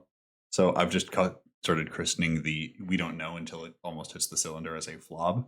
And if you're going to play him as your 5, there's probably going to be like a hyper athletic rim protecting 4 next to him, like a Boucher. I mean, it doesn't necessarily have to be him, but that's the exact archetype that I've been thinking about long term. And like that suddenly has a whole bunch of utility, because now the big is going to get stuck. I mean, we saw this with Harden and Capella. We saw this, we've seen this in Atlanta with their finishers for Trey. Is that like it also opens up the finish, because it gives the big another decision where they have to try to solve. And that if you're not the greatest chest finisher, removing some of those finishes also raises raises your rim percentage numbers as you can sort of craft it out. I'd also say it's important to note that Scottie is 6'9", and while that sounds obvious, okay. No, I'm just like what I mean is like I think like that even adds some extra pressure on a big to make a decision quicker, because a Trey Young flob, I suppose, like you can like certain bigs are going to be able to wait back a little extra second that they might not be able to on Scottie. Now, Scottie probably doesn't have the range on those crazy floater lob things that Trey Young does, because Trey Young is nuts. But also, like, say on this play, Quentin Grimes digs harder on Freddie Gillespie to try and take that away. Like, I trust Scottie to see that and fan that out to the corner too. Like, Scottie is huge, and he knows he is, and that accesses a lot of extra passes, a lot of extra types of floaters for him that even someone like I don't want to ever compare him to Trey Young as a playmaker, but like someone smaller doesn't have. Like there's the obvious, there's just the obvious benefit that Scottie Barnes is a huge human being. So if I could just put that in a slightly different term, just because, like, again, names make things really difficult. I've learned that with doing micro skills. People being like, "Oh, why'd you compare, Jonathan Kuminga to Carmelo?" It's like, oh, it's the easiest compilation to find. Like, it's the easiest example to point to. It's that a player Trey Young sized has to be that level of court mapper just to understand where players are. Where if you're taller, you don't even have to be a court mapper; you can physically see it. So it's just a natural advantage from being, anywhere from 5 to 7 inches taller, depending which measurement of both of those you have. The final thing I would like to say about this play is that Scottie is probably the only person in Summer League to talk real cash stuff after making a floater, because he definitely just said something to Jericho. And I know, because every time Scottie wants to talk, he balls his fists up. That's the sign that Scottie is speaking. Love that. Yeah, that is a testament of him. I just love the idea of being 6'9", throwing a floater over somebody and then being like, yeah. That's a very that's my idea to me. That's what I'd want to play. Very quickly before we move on, because I haven't given my thoughts on the floater yet, absolutely. I actually think it's much more matchup dependent. Because one of the things we've consistently talked about is, okay, he needs this to beat the deep drop centers, right? And I think that's kind of where you go, is that, yes, he needs it to beat the deep drop centers. He probably also needs to learn how to get more space on his Euro step, so on. But I think playing with Chris Boucher, for example, Boucher being able to catch that lob is a big deal, but also Boucher being willing to take the three, force the big out of the paint. That's also a big deal in terms of like how much that floater is actually necessary, because if the big's not there, he doesn't need it, and he shouldn't go to it if he can avoid it, because, well, floaters, good as they are still a counter. And if you can avoid your counters, well, do so, because they're less efficient fundamentally. But yeah, like overall, I think he has the things in place to beat small guys, and only needs the floater if he's consistently seeing big men over and over and over again. And he very well may. Like, that is probably his biggest offensive weakness right now, and that is what teams with the best tape on him will do. But we've also seen that teams don't always react immediately to tape like that, and until they do, he can probably ease off the floater a little bit, because it's just not as needed. Similarly, like, he needs to work on the flexibility into his Euro step to actually get space off of it, rather than like the small amount of separation he currently gets. But that's something he can work on once he actually sees that, oh yeah, the film is currently being processed this way. Yeah, I mean, if Scottie played against the 5, my immediate recommendation would be like get your biggest center on the floor and go under literally every screen, because I think you could just like get him to max out this floater for 5 possessions in a row if they ran 5 pick and rolls at him. Like, I just think that's an action you can force him into pretty easily without having to do a lot of machinations from an X's and O's or lineup standpoint. So yeah, and that was something we saw pretty reliably at FSU too. Is that basically anytime he was in a pick and roll, they just instantly switched it with the big, and there wasn't really anything he could do to it. Yep. All right, I think we have. Is that the last one, or is there one more? Oh, there's a little bit more. So I included this one just as another angle of the jumper because it's kind of it's a third person, but it's over the shoulder perspective, and so you get a little bit of a different view of specifically, I think, some of the lower body stuff that's going on. And in this look, you see there's like a little bit of knee valgus in between, not a ton, nothing terrible, but that to me is potential evidence of lack of ability to generate power from the lower body on that jump shot. And it appears otherwise, to be the right hip mostly. The left one seems pretty solid. Yep. Yeah, the left one is mostly solid. The right one bends in a little bit. You can see like the angle from the right hip down to like the right quad is a little bit less than straight up. But does he shoot with that right foot a little bit off the ground as well? Does he do that? Yeah, looks like it. That speaks to some sort of impingement in that hip hamstring area that's causing the foot to not be able to lay flat. There's another guy in this class who does it, whose name is not coming to me because we've been on for a really long time and I did not know this. But yeah, this isn't uncommon. I like that it's only one leg though. Like that. Yeah. That's positive. It was definitely 2. Like his sophomore year of high school, his junior year of high school, it was both knees knocking. I mean, the left one's still going out a little bit, but I wouldn't say it's the major one. Right. Joseph, you talked about how, like how much you favor turn guys. Is this enough of a turn for him? Seeing that there's like an elbow misalignment, like you see, his elbow's more out than tucked in. Does he need to turn more in your eyes? I think he would probably be reasonably suited to more of a turn. I actually don't favor turn guys. I'm actually the other way, where I'm both feet to the basket is how I would typically teach. But turn, like I am willing to accept a turn if they already have it in place. I don't usually try to put one in where it's not already there. But in this case, like everything is like there's just enough misalignment to where like, yeah, he would be fine in putting a turn. If that makes sense. Yeah, it does. Alex, you have any mechanical notes or things that you would lean towards tweaking, or you think we could look to see tweaking? I'm not sure what the some great leading language. Yeah.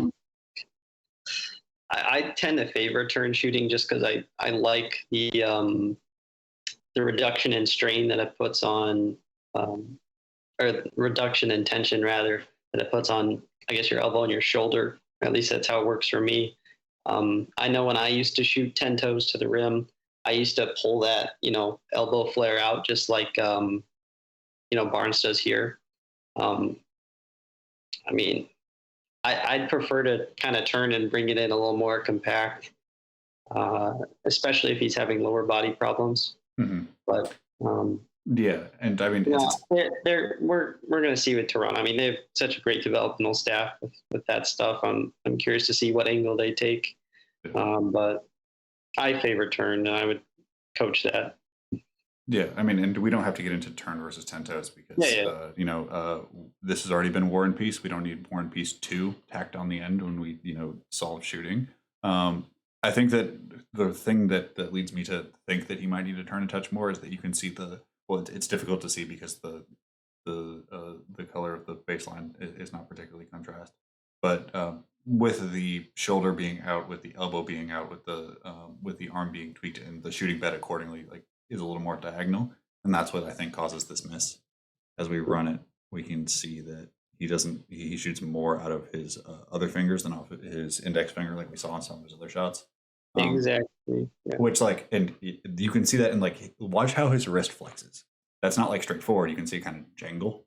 The word I've used more today than I have almost in my entire life. Ideally, you want it just to be one downward motion, like what we saw with Primo's wrist, which is just textbook. to me, that's that's fruit from the tree of where his hand placement is, and his hand placement obviously is that way because I would say an underturn or a misalignment in the lower body causing him to rotate in air. Yeah, you're absolutely right, and I know that for a fact because when kind of overhauling my shot, that was an issue I used to have is my hand placement on the ball when I was 10 toes with the elbow flare. I would notice my guide hand would kind of push the ball a little bit towards the left side of my hand and subsequently kind of go more off the middle ring finger rather than that index finger. And when you implement that turn and you kind of pull that elbow in, it just naturally goes off your hand the right way, and you can get a lot better touch on the ball. Yeah, I don't mean to say that there is my whole shooting thing is this is more about people's biomechanics and how they how their flaws are than what should be done. So for me, it's just if you have your elbow out, just turn, and then even if we undo the turn later, just for now, let's get you used to tucking your elbow in more and getting everything working in one direction. I've unturned people that I've trained to turn. But yeah, to me, there's 4 or 5 pretty low-hanging fruit things that I don't think would disrupt his jumper this year or cause. Exactly. The worst case scenario is you isn't that he you mess up its jumper. It's that you disrupt his confidence from shooting through over tinkering, which is a thing that does happen quite a bit, especially for somebody who has had stretches where he doesn't shoot. So I think that's a curiosity that I have isn't what changes get made. It's on what scale. And how does it affect his shot perception, and how does it affect the way that he goes about making am I open decisions? Because in this, he it feels weird to celebrate a 20% 3-point rate, but that's a really good sign. Him and Jalen Johnson celebrating the shooting of open shots, which is obviously big for their profile. But yeah, that's where I am on that. Yeah, and I will say with Scottie, a lot of his struggles in terms of shooting do appear to be somewhat mental. Mm-hmm. In that, there are reports from his from practices and from everything else where it's he just can't miss. And then you get into the game and the results are not quite what they are. And so I think, and this dates back to his time at Montverde, as I understand it. Even. Oh, before that. So too. Okay, so it's a very old thing, and that's very much one of those things where it's those guys, to me at least, would seem to be more at risk for tinkering being a huge issue. And so it's you kind of have to find that awkward balance between, okay, is it worth trying to fix this minor issue if his shot is sufficient? Mm-hmm. And then okay, well, we know that something needs to be fixed because his shot isn't sufficient. Okay, well, how many things do we actually want to change? Let's just change this one for now. And if that works, you're good.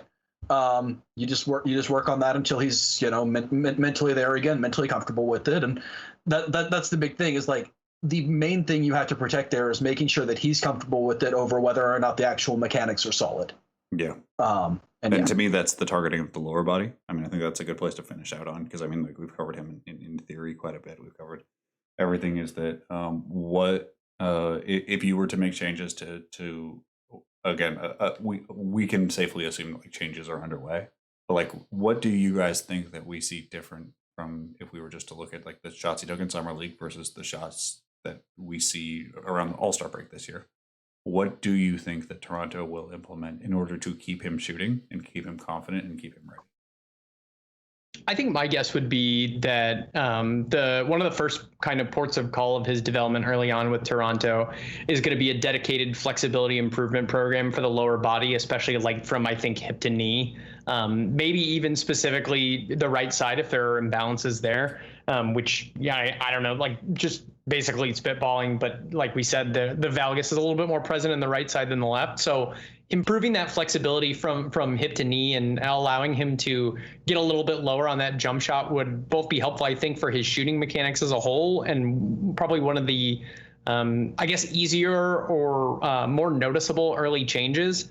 But also improved flexibility in that lower body will help him on the defensive end too, and will open up a greater variety of or a greater optionality of kind of how he can play defense and who he can match up against. Because I think there already is a lot of good stuff going on there, but to stick with quicker players and to recover most efficiently when he does get beat he'll have to make some gains there. So I think it would help the shooting, and it would help other things in his kind of collection of weaknesses right now. But that's what I'd bet on, is the early stuff.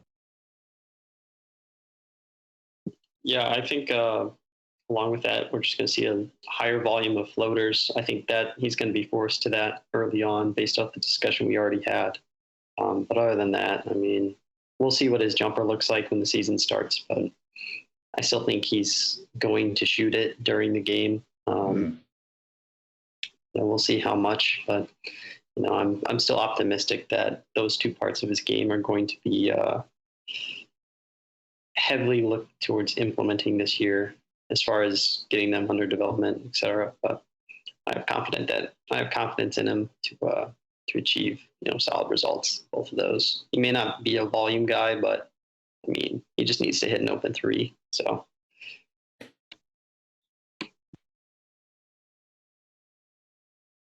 He definitely has. Oh, sorry, PD, go ahead.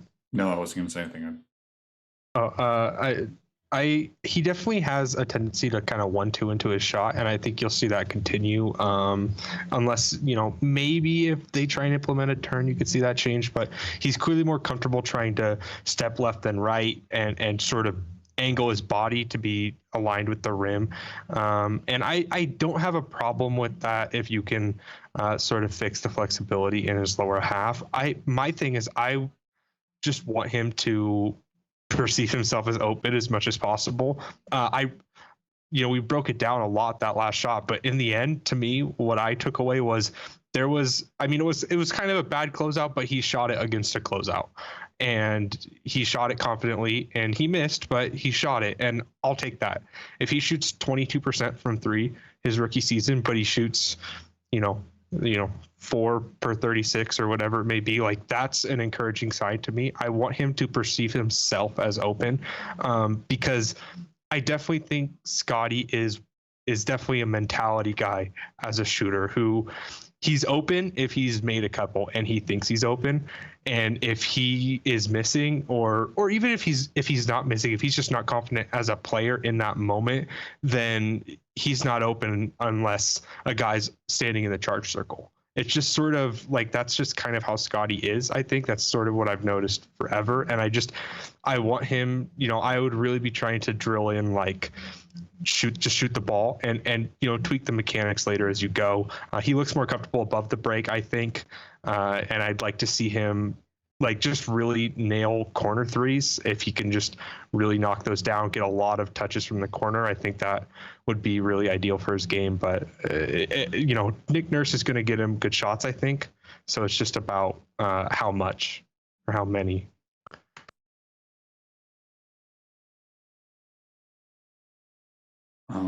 Yeah, can we get Scottie with Jake Ryder?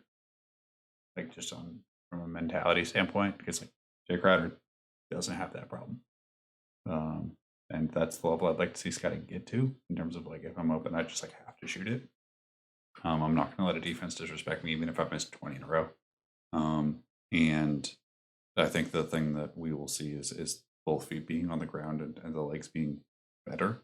But I hope that they really, really, really, really nail into his head that a missed three is a better shot than a three not taken. All right. Do we have any final thoughts on Scottie before everybody hits their plugs?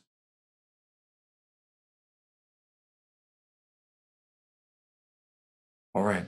Who would like to go first? Plug everything you've ever written. Plug, anything anybody in your family's ever written. Any local businesses you like. I mean, you guys gave me so much of your time. I want to make sure that you guys get as much of everything going out as possible. I just want to say thank you so much. This was awesome. This was so much fun. This felt like 20 minutes, honestly. I can't thank you guys enough. Industry night, huge win. Loved every second of it.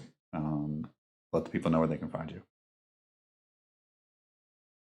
I can go first, if only because I released something that is directly relevant to the player we just talked about. But you can find me on Twitter at easy_hoops. My written work, and still planning to do Sense and Scalability as routinely as we have been doing, which is less so during the off season, but should ramp up again during the NBA season itself. Going to be doing plenty of sense and scalability for Premium Hoops. Wrote a Scottie Barnes piece that released today on the Stepien. And yeah, I don't know exactly what SIS is going to look like because I start on Saturday, but maybe there's public work coming from there in the future. So PD, thanks again for having me. This was a blast, and it was a blast to talk with all of you guys about the prospects that you covered too. This was just a really good group of people to discuss these prospects and a really fun list of prospects to discuss. So I had an absolute blast, and thanks again, guys. Yeah, definitely check out your Scottie Barnes piece. I read it before the stream, and it's quite good. I did enjoy reading it. You can find me on Twitter at HB Analytics. Most of my work hasn't been public recently, but I should be able to get some stuff out during the, I guess, the preseason. So we'll see. But till then, we'll see. Thanks again, though, for having me on, PD, and enjoyed talking with all you guys. And yeah, looking forward to doing it all again sometime.